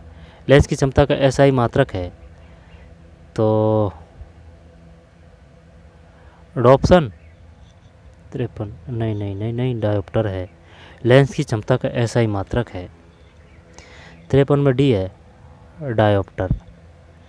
लेंस की क्षमता का SI मात्रक है, SI, डायोप्टर है, डायोप्टर। लेंस की क्षमता का SI मात्रक है, रह जाएगा क्या ध्यान। लेंस की क्षमता का SI, लेंस की क्षमता, डायोप्टर है, 53 में डायोप्टर। उत्तर दर्पण का उपयोग किया जाता है, 54 में सी, वाहनों में पश्चदर्शी दर्पण के रूप में। वो लगाते हैं ना गाड़ी में, जो वो पीछे का साधन दिखाता है ना, यातायात, वाहनों में पश्चिम यानी पीछे के दर्पण के रूप में, ठीक। जैसे कि ये गाड़ी है, अब ये साइड का जो है ना यहाँ लगाते हैं कि भाई जो इधर से आ रहा है ना वो दिखाए। उत्तल दर्पण का उपयोग किया जाता है, तो वाहनों में पश्चदर्शी दर्पण के रूप में। ये हजामत है ना, ये तो समतल आएगा, समतल। और ये दंत का शायद अवतल का करेगा प्रयोग दंत चिकित्सक। निम्नलिखित में कौन सी एजेंसी भारत में आपदा प्रबंधन के लिए पूरा डेटा अधिग्रहण और प्रसंस्करण, डेटा प्रसार और निर्णय समर्थन के लिए उत्तरदायी है। 55 में भी है, राष्ट्रीय सुदूर संवेदन केंद्र NRSC है। दोबारा से देखते हैं, 55 में भी, यानी कि निम्नलिखित में कौन सी एजेंसी भारत में आपदा प्रबंधन के लिए पूरे डेटा अधिग्रहण और प्रसंस्करण, डेटा प्रसार और निर्णय समर्थन के लिए उत्तरदायी है। राष्ट्रीय सुदूर संवेदन केंद्र NRSC।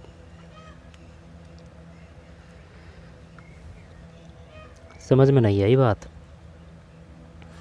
कौन सी एजेंसी भारत में आपदा प्रबंधन के लिए है ना उपग्रह डेटा अधिग्रहण और प्रसंस्करण, डेटा प्रसार और निर्णय समर्थन के लिए। राष्ट्रीय सुदूर संवेदन केंद्र NRSC। राष्ट्रीय सुदूर संवेदन केंद्र NRSC, विकास और शैक्षिक संस्थान, भौतिक अनुसंधान प्रयोगशाला, अंतरिक्ष उपयोग केंद्र है ना। तो राष्ट्रीय सुदूर संवेदन केंद्र, राष्ट्रीय सुदूर संवेदन केंद्र NRSC। ग्रेगर मेंडल ने वंशागणित के नियमों पर किए अपने प्रयोगों में किस प्रकार के पौधे का उपयोग किया? अब वो किया तो मटर पे किया था, अब लेकिन ये इंग्लिश नाम दिया है, वैज्ञानिक नाम दिया है 56 में। ट्यूबरोसम, पाइथम सेटाइवस, टीकम एस्टिवम। 56 में सी है, pisum sativum, pisum sativum, pisum sativum. Gregor Mendel ने मटर पे किया था ना, पाइसम सेटाइवम। एक कोशिका या कृतोत्तक से पूरे पौधे का जनन करने की क्षमता को कहते हैं। एक कोशिका या कृतोत्तक से पूरे पौधे का जनन करने की। 57 में भी है भाई, पूर्ण सख्तता, टोपीपोटेंसी। सर्पगंधा का वानस्पतिक नाम है। 58 में डी है, रोवाल्पिया सर्पेंटाइना। ये बता, जो अपना रोहिड़ा है उसका वैज्ञानिक नाम क्या है? रोहिड़ा, बड़ी मात्रा है रोहिड़ा। तो रोहिड़ा है ना, तो उसका नाम है टिकोमेला अंडुलेटा, रोहिड़ा पुष्प है। और खेजड़ी का वैज्ञानिक नाम क्या है? खेजड़ी, ई की मात्रा है ना, तो इसमें ज़्यादातर ई की मात्रा लगी। खेजड़ी प्रिंसेसेप सेरेरेरिया खेजड़ी का वैज्ञानिक नाम है। और रोहिड़ा का वैज्ञानिक नाम टिकोमेला अंडुलेटा। ये किसका है? सर्पगंधा, रोवाल्पिया सर्पेंटाइना, सर्पगंधा। रक्त समूह ए वाले व्यक्तियों के प्लाज्मा में किस प्रकार के प्रतिरक्षी पाए जाते हैं? तो 59 में भी एंटी बी है। रक्त समूह ए वाले व्यक्तियों के प्लाज्मा में किस प्रकार के प्रतिरक्षी पाए जाते हैं? Anti B. प्लाज्मा को क्या बोलते हैं भाई? प्लाज्मा ही बोलते हैं ना, एंटी बी है। 59 में बी। चलते हैं आगे, एंटी बी रह जाएगा ध्यान, यानी कि ए है, ए का उल्टा एंटी बी है, ए का बी है। तो बी में क्या मिलता है? तो बी में क्या ए मिलता है? Anti A. रक्त समूह ए वाले व्यक्तियों के प्लाज्मा में किस प्रकार के प्रतिरक्षी पाए जाते हैं? एंटी बी, ए का बी है ना, विलोम शब्द कर दिया। एक एकल माइक्रोचिप या कभी कभी एक मल्टी कोर माइक्रोचिप होता है जो कंप्यूटर के संपूर्ण CPU के रूप में कार्य करता है। बता भाई, दे इसमें आंसर दे, बता जल्दी बता, क्या करें अब इसमें? जोड़ दीजिए, बताइए क्या करें इसमें। सेट, एक एकल माइक्रोचिप या कभी कभी एक मल्टी कोर माइक्रोचिप, एक एकल माइक्रोचिप या कभी कभी एक मल्टी कोर माइक्रोचिप होता है जो कंप्यूटर के संपूर्ण CPU के रूप में कार्य करता है। तो micro processor, control unit, motherboard, micro SSD। एक एकल माइक्रोचिप या कभी कभी एक मल्टी कोर माइक्रोचिप होता है, तो इसमें क्या माइक्रो प्रोसेसर कर दें क्या इसमें? या तो सी है या डी है, देखते हैं है ना। जो दो आंसर थोड़ी करना पड़ेगा, चलिए ये करते हैं डी। सेट में सही है भाई, माइक्रो प्रोसेसर। एक एकल माइक्रोचिप या कभी कभी एक मल्टी कोर माइक्रोचिप होता है जो कंप्यूटर के संपूर्ण CPU के रूप में कार्य करता है, माइक्रो प्रोसेसर है। भारत में भेड़ों की सामान्य गर्भाधान अवधि क्या है? 61। भैंस कितने दिन लेती है? भैंस लेती है 10 मंथ। ठीक है, 10 मंथ। 10 मंथ का मतलब जैसे कि 3 × 10 यानी कि कुल मिला के 300 दिन। सही, 300 दिन, हाँ 300 दिन सही है, और क्या 300 दिन लेती है भाई। ठीक है, भारत में भेड़ों की सामान्य गर्भाधान अवधि क्या है? 61। 61 में सी है, 142 से 152 दिन। 4 महीना में 120 दिन होते हैं। 6 महीना में 6 180 दिन होते हैं। तो यानी 6 महीना से कम है ये 142, यानी 4 महीने से ज़्यादा है, 6 महीना से कम है। भारत में भेड़ों की सामान्य गर्भाधान अवधि क्या है? 142 से 152 दिन है। निम्न बकरियों के सामान्य शारीरिक तापमान की सीमा है? 62 में बी, 101 से 103। सुवर्णक प्रसव की क्रिया को कहा जाता है? 63 में डी, फैरोइंग। प्रजनन ऋतु में भेड़ों को खाना खिलाने को कहा जाता है? प्रजनन। 64 में ए, फ्लैशिंग। बकरी के मांस को कहा जाता है? 65 में बी, सेवॉन। निम्नलिखित सूत्र 66 में सी है। 67, अब इसको बताइए भाई। निम्नलिखित में से भारत की बकरी की सबसे बड़ी नस्ल कौन सी है? बर्बरी कर दें? अब ये काम का है सब कि ये क्या है, ये बकरी की नस्ल है। वो अपन से ये पूछेगा बताइए बकरी की नस्ल कौन सी है, सिरोही है। अब ज़्यादातर जो बकरी है ना, जैसे बैकेरी ई की मात्रा है ना, तो इसी प्रकार जैसे जमुनापुरी, मारवाड़ी, सिरोही, बरबरी। ठीक है, बरबरी तो ऐसे भी याद है, वैसे बकरी वैसे बरबरी है ना, उसमें तो कोई दिक्कत नहीं है। जमुनापारी, लेकिन वो भेड़ और बकरी में चक्कर पड़ता है, तो जमुनापारी, जमुनापारी है ना, तो जमुनापारी बकरी है। मारवाड़ी बकरी है, मारवाड़ी, मारवाड़ी। अब मारवाड़ी क्या भेड़ की भी नस्ल है क्या, मारवाड़ी बकरी, ऐसे कर लेते हैं। बकरी का बे आ रहा है तो मारवाड़ी में भी बे आ रहा है ना, क्योंकि भेड़ में चक्कर पड़ जाएगा। तो मारवाड़ी बकरी है, जमुनापुरी बकरी है, सिरोही बकरी है, बरबरी बकरी है। डी है जमुनापुरी बकरी की सबसे बड़ी नस्ल। और चनौतर किसकी नस्ल है, चनौतर, जिसके जो कान है वो चरते समय ज़मीन को स्पर्श करते हैं। तो सिरोही, बरबरी, मारवाड़ी, जमुनापुरी। निम्नलिखित में भारत में बकरी की सबसे बड़ी नस्ल कौन सी है, 67 में डी है जमुनापुरी। जुगुलर नस्ल जो जानवरों में रक्त संग्रह का स्थान है स्थित है, पता नहीं भाई। जुगुलर 68 में ए, गर्दन में रक्त संग्रह का स्थान है। जुगुलर नस जो जानवरों में रक्त संग्रह का स्थान है स्थित है गर्दन में। तो जब भी वो नार वगैरह होते हैं ना जो गर्दन को दाबते हैं, जब वो शिकार करते हैं ना तब, जैसे कि नार है, बाघ है ना, जो पशुओं का शिकार करते हैं ना, गर्दन को दाबते हैं सबसे पहले वो। जुगुलर नस जो जानवरों के रक्त संग्रह का स्थान स्थित है गर्दन में, 68 में ए। भारत में ग्रामीण विकास के लिए बुनियादी कार्यात्मक इकाई है। बुनियादी कार्यात्मक इकाई, ये तो गांव ही तो आएगा, गांव आएगा, गांव। 69 सही है, गांव है। ग्रामीण विकास के लिए बुनियादी कार्यात्मक इकाई। पशुधन के संदर्भ विस्तार का शाब्दिक अर्थ है, 70 में बी है, फैलाव, स्ट्रेचिंग आउट। किस नई तकनीकी या विचार का परीक्षण जो किसान के खेत में वास्तविक दुनिया की परिस्थिति में किया जाता हो और किसान की ज़रूरतों पर केंद्रित हो, उसे कहा जाता है खेत पर परीक्षण। खेत पर परीक्षण यही होना चाहिए, 71 में यही है, खेत पर परीक्षण। वैसे नाम से ही पता चल रहा है, किसी नई तकनीक या विचार का परीक्षण जो किसान के खेत में वास्तविक दुनिया की परिस्थितियों में किया जाता हो और किसान की ज़रूरतों पर केंद्रित, उसे कहा जाता है खेत पर परीक्षण, 71 में भी। पशुपालन विस्तार के शिक्षण साधनों जैसे रेडियो, टीवी और मेगाफोन का उपयोग निम्न किस विधि में किया जाता है, अभियान, 72 में सी, अभियान है ये। पशुपालन विस्तार में शिक्षण साधनों जैसे रेडियो, टीवी और मेगाफोन, मेगा अभियान है ये। ऑपरेशन फ्लड किससे संबंधित है, ये तो दुग्ध उत्पादन है, 73 में भी। राष्ट्रीय डेयरी विकास बोर्ड का मुख्य, ये तो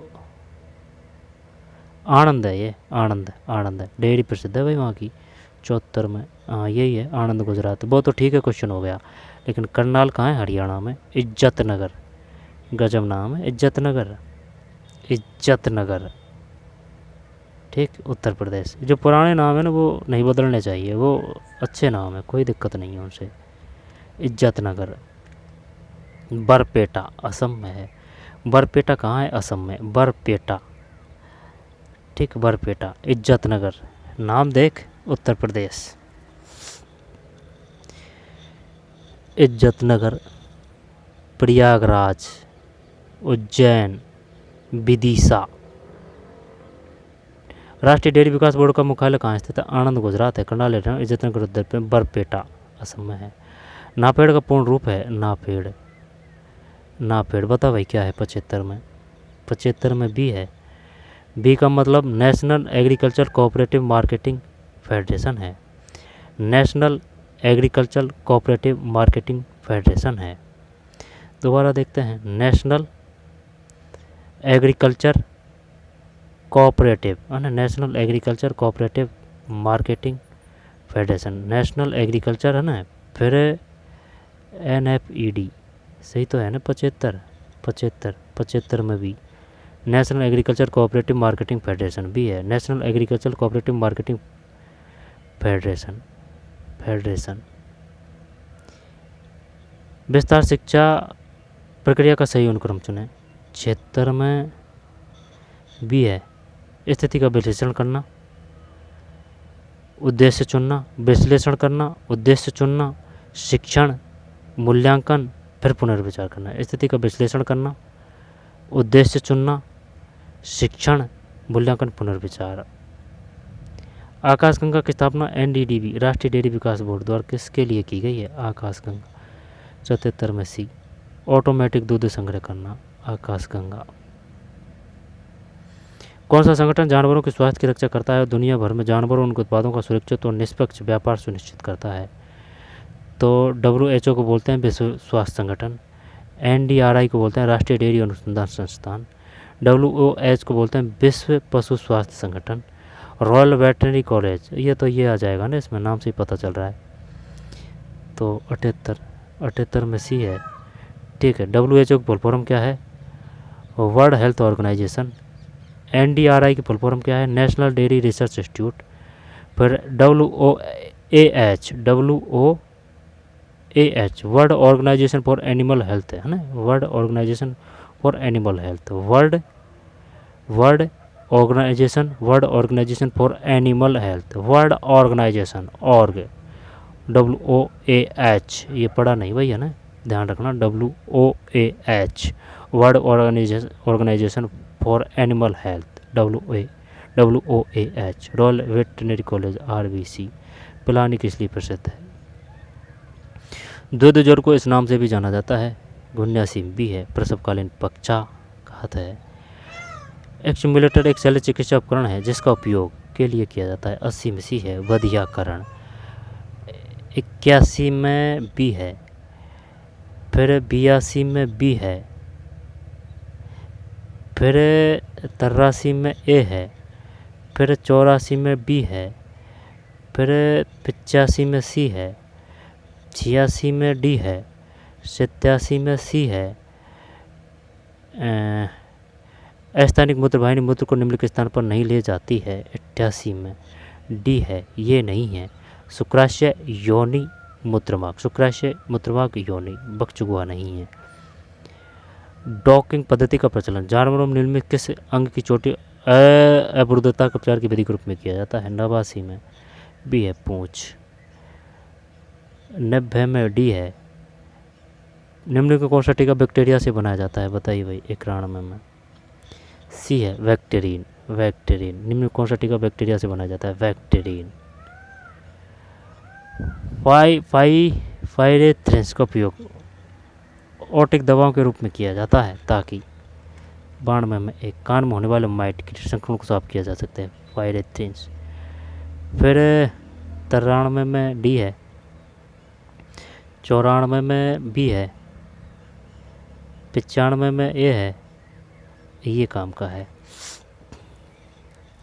सिंधु घाटी सभ्यता एक प्राचीन स्थल कालीबंगा राजस्थान के किस जिले में स्थित है?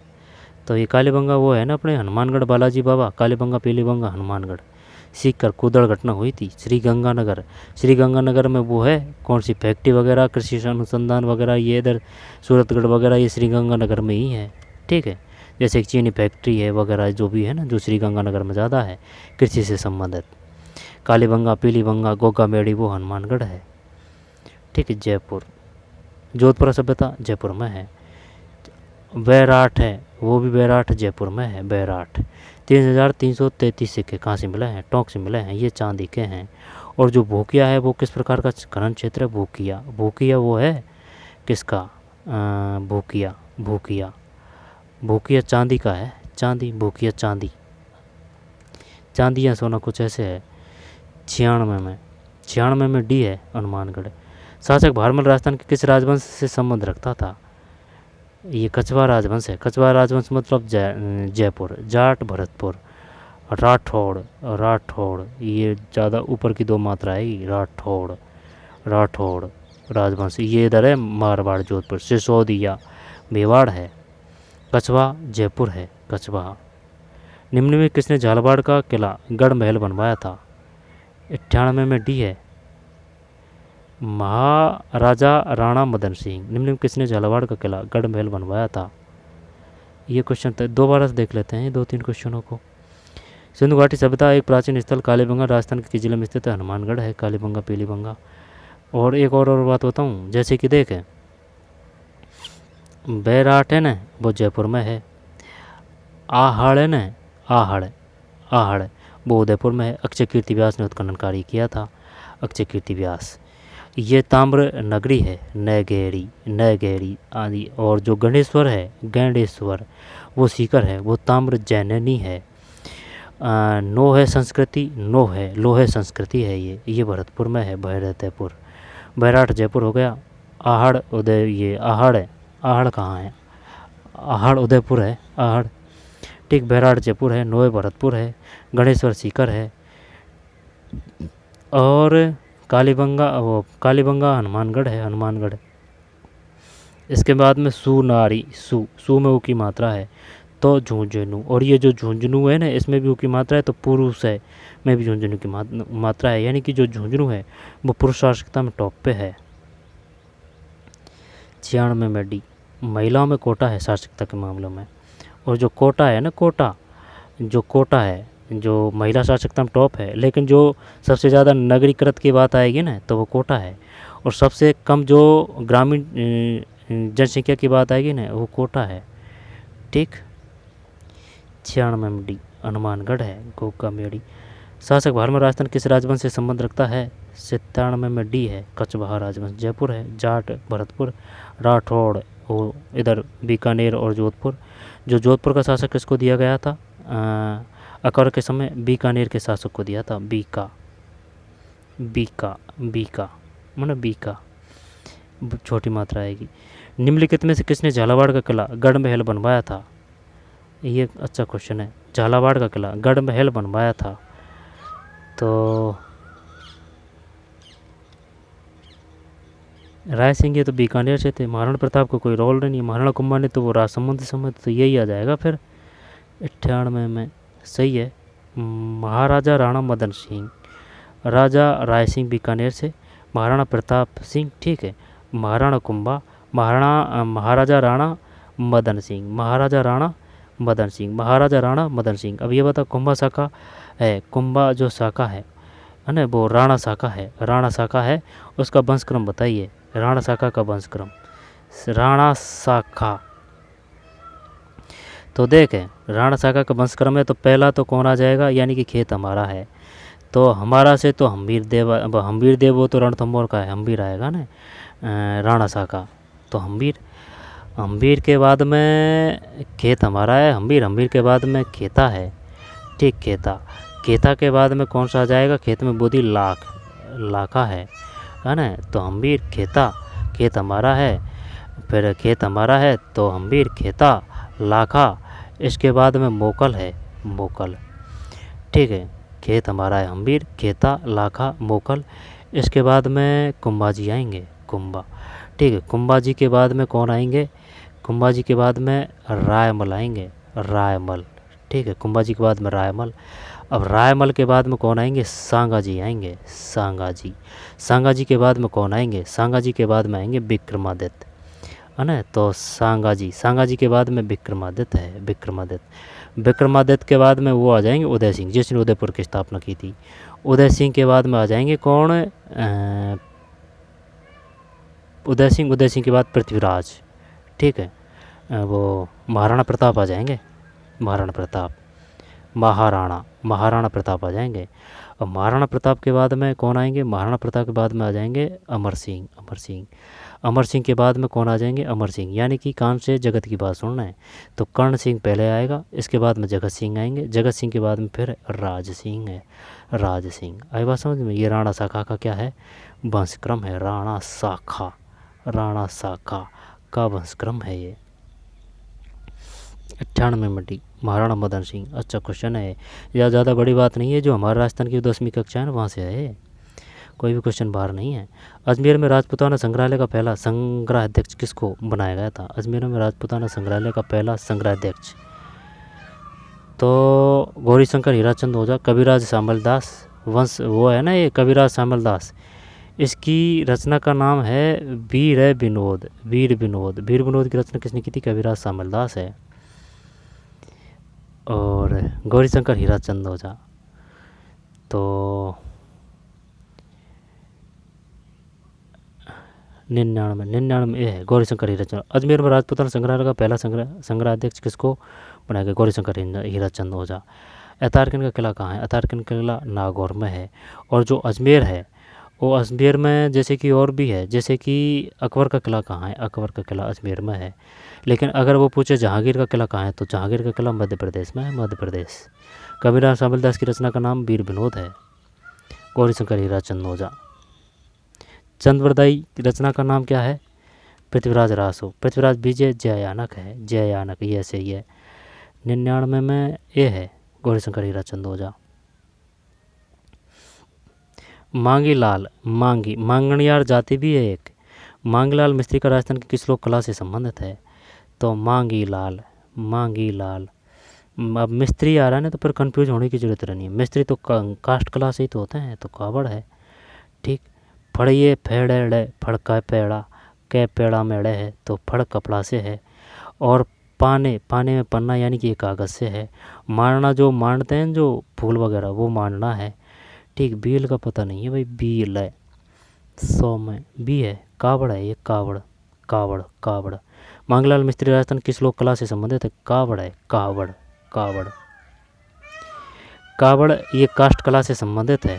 और मौलेला गांव चित्तौड़गढ़ प्रसिद्ध है इसके लिए। कावड़ काष्ठ कला मौलेला से संबंधित है। कावड़ पंथ की स्थापना किसने की थी? रामदेव जी ने की थी, रामदेव जी। 100 में बी है। भारत में भैंस की नस्ल सुधारने के लिए निम्न कौन सी विधि का उपयोग नहीं किया जाता? 101 में बी है, ये नहीं है। संकरण, वर्णात्मक प्रजनन, क्रमोत्तरीकरण भी नहीं है। निम्नलिखित में कौन सी गाय की दुधारू नस्ल नहीं है? अब गाय की नस्ल कौन कौन सी है, ये काम का है अपने लिए। डागी है, गै से गाय, गै से गिर है। और गैर कौन है, यानी कि गैर भील है, तो गैर नृत्य किन का है? भील का है, भीलों का गैर नृत्य। वालर नृत्य किन का है? वालर है, वालर गैरासिया जनजाति का है, वालर, वालर गैरासिया जनजाति का है, गैर भील है। इसके बाद में जो कच्ची घोड़ी है, कच्ची घोड़ी, कच्ची घोड़ी नृत्य, घोड़ी आते ही कि भाई ये विभाग पीका जाता है। कच्ची घोड़ी ये पुरुषों का है, शेखावाटी क्षेत्र है। और जो गीदड़ है, गीदड़, गीदड़ ये भी कच्ची घोड़ी, ये गीदड़ है ना, गीदड़, गीदड़ होली पे किया जाता है। गीदड़ होली पे, कच्ची घोड़ी विवाह पे, विवाह है। कच्ची घोड़ी के व्यावसायिक नृत्य भी है कच्ची घोड़ी।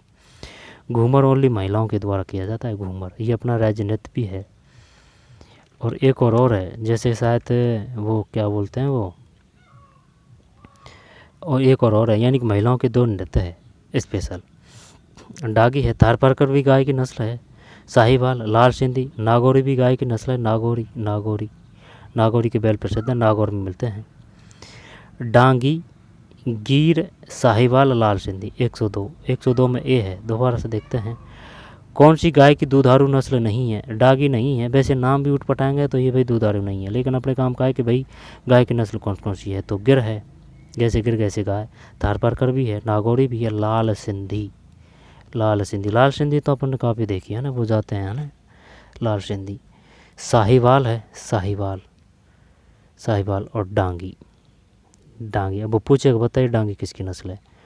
नियंत्रित प्रजनन प्रयोग निम्नलिखित का उपयोग करके किए जाते हैं। 3 में सी है, कृत्रिम वीर्य सेचन, MOET का पूर्ण रूप है। 104 में डी है, multiple ovulation embryo transfer, multiple ovulation embryo transfer है। जब 104 में डी है, मल्टीपल ओव्यूलेशन एब्रियो ट्रांसफ़र, 104 में डी। निम्नलिखित में भेड़ की कौन सी नस्ल पंजाब में बीकानेरी मादा भेड़ और मेरूरू नर भेड़ के प्रजनन से विकसित की गई थी? 105 में सी, हिसार अडेल है। निम्नलिखित में भेड़ की कौन सी नस्ल पंजाब में बीकानेरी मादा भेड़? निम्नलिखित कौन सी नस्ल पंजाब में बीकानेरी मादा भेड़? मेरिनो किसकी नस्ल है? भेड़ की है। पुंगल किसकी नस्ल है? पुंगल भेड़ की है बीकानेर में। तो मेरिनो नर भेड़ के प्रजनन से विकसित की गई थी, हिसार अडेल। ये क्वेश्चन वैसे नहीं आएगा अपने। फिर 106 में सी है, इनको पढ़ते हैं। बकरी की नस्ल और उत्पत्ति स्थान, तो जमुनापुरी, चांगथांगी, बैरारी, मारवाड़ी। तो मारवाड़ी तो ये तो राजस्थान है, इसमें कोई दिक्कत नहीं है। जमुनापुरी, जमुनापुरी, जमुनापुरी, चांगथांगी, चांगथांगी, चांगथांगी नाम ही अटपटा है ना, ये लद्दाख कर देते हैं। आंसर देगा एनसीईआरटी से 107 में सी। 3-1-4-2 है, 3-1-4-2, 3-1-4-2, 3-1-4 और 2 है। जमुनापुरी इटावा है, जमुनापुरी इटावा है। चांगथांगी लद्दाख से ये वैरारी महाराष्ट्र है, वैरारी महाराष्ट्र। और मारवाड़ी राजस्थान है, तो मारवाड़ी में कोई दिक्कत नहीं है, मारवाड़ी राजस्थान है। ठीक है, मारवाड़ी राजस्थान है ना, मारवाड़ी राजस्थान है। बैरारी, बैरारी, बैरारी महाराष्ट्र है, बैरारी। ठीक, बैरारी। अब जैसे कि ये जो ट्रे है ना, ये मात्रा लग रही है ना टे में, ये से है ना, ये से टे का ये मात्रा है। इसी प्रकार बैरारी बे का ये सिमिलरिटी याद कर सकते हैं। बैरारी महाराष्ट्र, बैरारी महाराष्ट्र। मारवाड़ी राजस्थान। चांगथांगी नाम भी ऐसा है, काम भी ऐसा है, लद्दाख है। जमुनापुरी इटावा, इटावा, जमुनापुरी इटावा है भाई, इटावा ये शायद मध्य प्रदेश है। 108 में ये है। गुणसूत्र संख्या में परिवर्तन चाहे अगुणित पूरक के पूरे भाग या पूरे सेट को जोड़ने या घटाने से हो कहलाता है। 109 में सी है, बहुगुणिता। फिर 110 में बी है। फिर ये काम के हैं, इनको देखते हैं। विटामिन और पोषण के प्रभाव। तो विटामिन के, अब विटामिन के से तो रक्तस्राव होता है ना, विलंबित रक्त स्कंदन, रक्त स्राव वाले मसूड़े, नहीं ये आ जाएगा विटामिन के, तो ये आ जाएगा। और विटामिन सी है ना, तो स्कर्वी, तो विटामिन सी का ये आ जाएगा, लाल सूजे हुए रक्तस्राव वाले मसूड़े। विटामिन ए, तो vitamin A, vitamin B3 niacin. पहला अगला कर लेते हैं, देखते हैं आंसर क्या है इसमें। 111 में बी का मतलब है 4-3-1-2 है, 4-3-1-2 है, 4-3-1 है ना, 4-4-3-1 और ये 2 है। विटामिन के विलंबित रक्त स्कंदन, रक्त का थक्का जमाने के काम आता है विटामिन के, ये जानते हैं। विटामिन B3 नियासिन, ये है पेलाग्रा। ये पेलाग्रा क्या है भाई, पेलाग्रा, पेलाग्रा है ये। विटामिन ए, जब विटामिन डी से क्या होता है, विटामिन ए से रतौंधी होता है। विटामिन डी से क्या होता है, scurvy. Vitamin C, vitamin D से क्या होता है, सूखा रोग होता है, विटामिन सूखा। स्कर्वी तो सी है, स्कर्वी तो सी है, ध्यान देना। जैसे कि भाई विटामिन ए रतौंधी है, रतौंधी रोग होता है, विटामिन ए से रतौंधी रोग होता है, रतौंधी। और जो विटामिन सी है, विटामिन सी, तो इससे स्कर्वी होता है। विटामिन के रक्त का थक्का जमता है, ठीक है। और विटामिन बी बेरी रोग होता है, वैसे बेरी रोग, बेरी है ना, बेरी और बेरी। तो 111 में बी का मतलब है 4-3-1-2, 4-3-1-2। तो देख 4 और ये 3 और ये 1 है और ये 2 है। विटामिन के तो विलंबित रक्त स्कंदन, रक्त का थक्का जमाने काम आता है।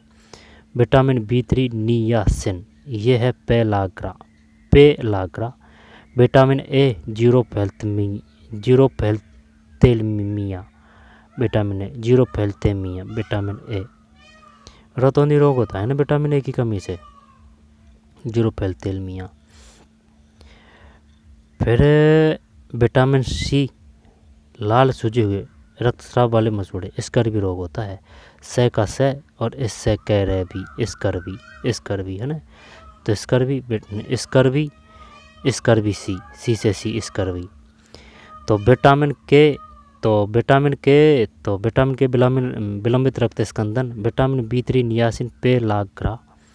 Vitamin A जीरोफैल्थेलमिया।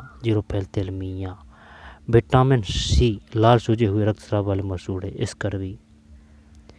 दलहन चारा निम्न किस में प्रचुर, ये तो प्रोटीन है दलहन, 112 में प्रोटीन। इस प्रकार के आंसर आना चाहिए झट से फट। बसा घी को बोलते हैं, ठीक है। और ये क्वेश्चन आया था, वसा में घुलनशील होने वाले प्रोटीन सभी मिलते हैं, A B C D, है ना। निम्नलिखित में कौन सा साइनोजेनेटिक ग्लाइकोसाइड धुरीन का स्रोत है? 113 में बी है, ज्वार। निम्न में कौन सा साइजोनेटेनिक ग्लाइकोसाइड धुरीन का स्रोत है? 13 में बी, ज्वार। पेरोसिस निम्न किस कमी के कारण होता है? 14 में सी, मैग्नीज। मैग्नीज कहाँ से मिलता है? बांसवाड़ से। लीलवानी और काला खूंटा। काला गुमान, काला गुमान कहाँ है? काला गुमान भी वही है, बांसवाड़ा। 14 में सी, मैग्नीज है। खोदरीबा तांबा है। और जिप्सम, जैसे जिप्सम जैसे जामसर है, जामसर। जैसे जिप्सम जैसे राजपुर दरीबा। सुन जा मेरी बात है, जैसे जिप्सम नहीं, गलत बता रहे हैं, जस्ता है। जो जस्ता है ना, जस्ता, जस्ता से जय, जस्ता का जय राजपुर दरीबा, जस्ता का जय राजपुर दरीबा। ठीक। खोदरीबा बाबा से बा तांबा। टंगस्टन नागौर है। 114 में सी, मैग्नीज। ऐसा ही 2052 और 2023 के अनुसार मवेशी प्रकार फर्स्ट में से चार न्यूनतम विकृत प्रोटीन की मात्रा है। 115 में ए। इनमें कौन सा विटामिन वसा में घुलनशील है? आ गया ना ये, थायमेनिन, निकोटिनाइमाइड, रेटिनॉल, राइबोफ्लेविन। वसा में 16 में डी, रेटिनॉल। रेटिनॉल वसा में घुलनशील है। इनमें कौन सा विटामिन वसा में? तो ये क्या विटामिन ही है? रेटिनॉल विटामिन होगा भाई, ये रेटिनॉल। TDN और DCP के पूर्ण रूप है।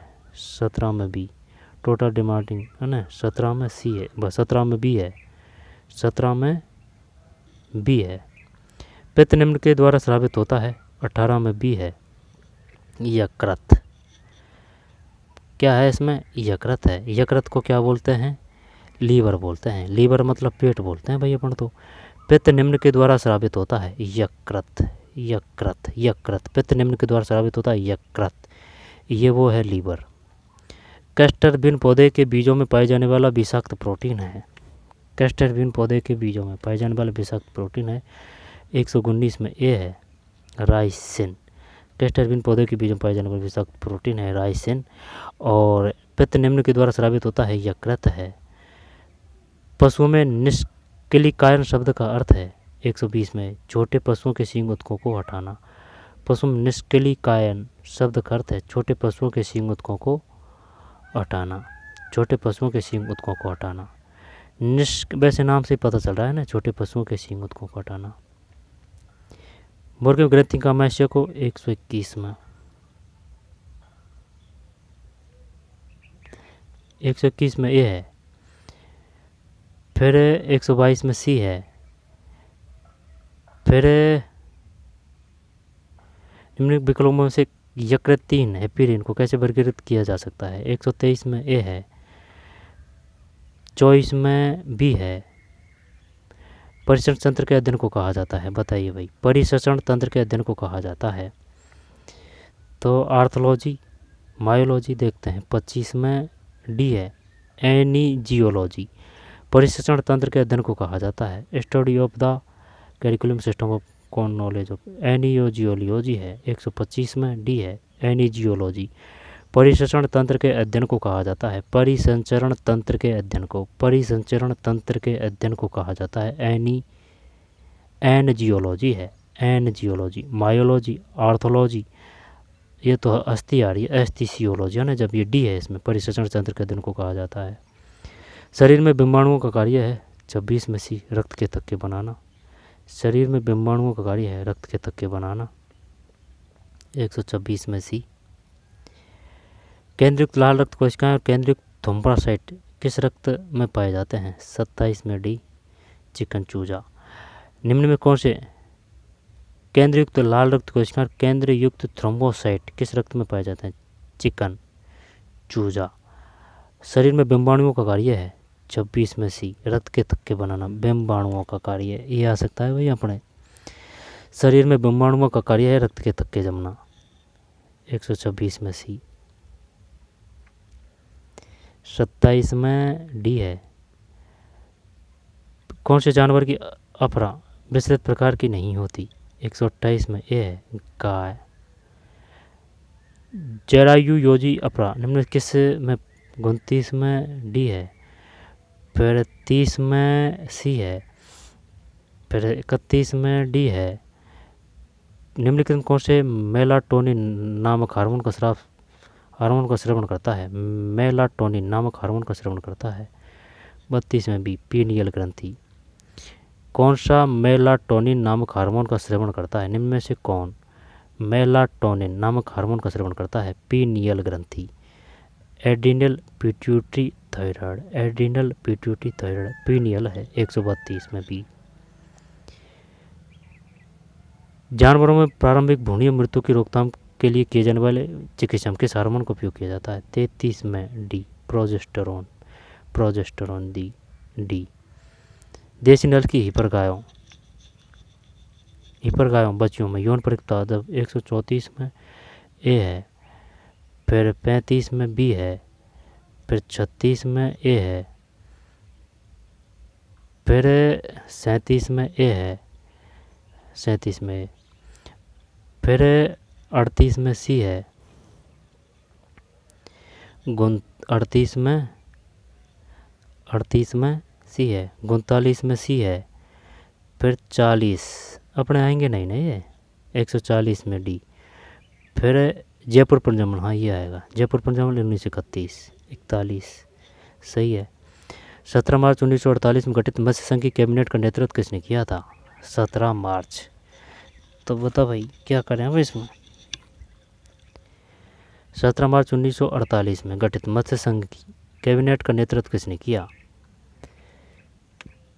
मत्स्य संघ 1948 तो शोभाराम है क्या? शोभाराम है ना ये।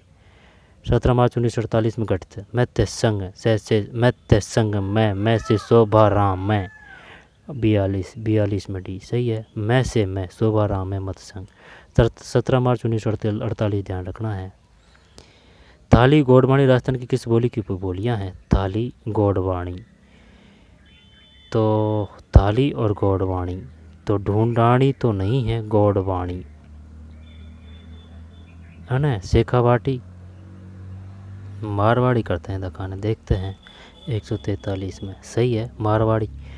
थाली और गोडवाणी राजस्थान की किस बोली की बोलियाँ हैं? मारवाड़ी है। थाली और गोडवाड़ी राजस्थान किस बोली की बोलियाँ हैं? मारवाड़ी, मारवाड़ी। 143 में सी है मारवाड़ी। दोबारा से देखते हैं। थाली और गोडवाड़ी राजस्थान किस बोली की बोलियाँ हैं? मारवाड़ी। 143 में सी। थाली और गोडवाड़ी राजस्थान किस बोली की उपबोलियाँ हैं? 143 में सी है थाली और मारवाड़ी। ये अपना प्यारा राजस्थान है, ये अपना प्यारा राजस्थान है। जब तार पार कर यहाँ मिलती है, ठीक तार पार जस्ट जैसलमेर में। थाली गोडवाड़ी राजस्थान किस बोली की बोलियाँ हैं? मारवाड़ी है। 143 में सी। प्रसिद्ध लोक नृत्य घूड़ेला गाड़ा जोधपुर है। ये जोधपुर राजस्थान के किस क्षेत्र से संबंधित है? जोधपुर।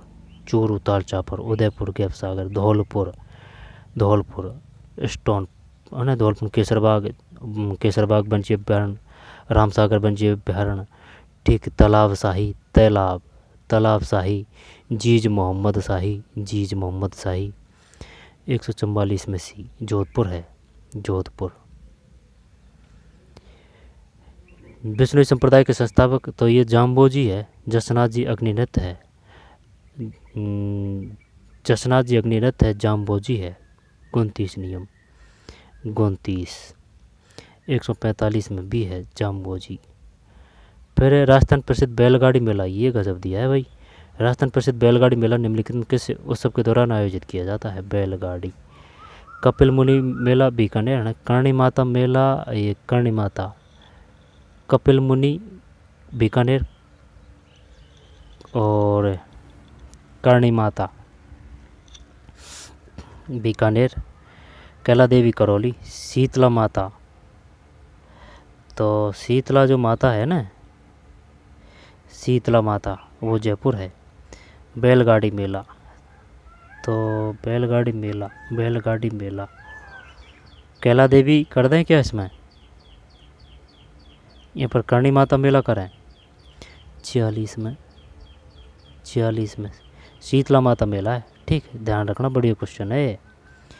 राजस्थान प्रसिद्ध बैलगाड़ी मेला निम्नलिखित में से किस उत्सव के दौरान आयोजित किया जाता है? बैलगाड़ी तो शीतला माता मेला है, जयपुर में मिलता है। चाकसू, चाकसू, ठीक है, जयपुर।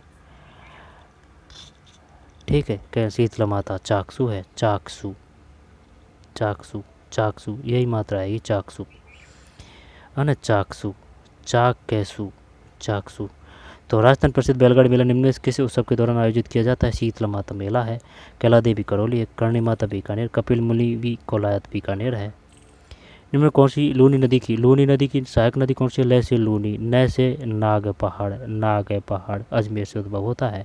जोजड़ी, लीलड़ी, सूकड़ी और गुहिया, ठीक है, और बांडी है, वांडी, ठीक है। वो खारी किसकी है? खारी बनास की सहायक नदी है।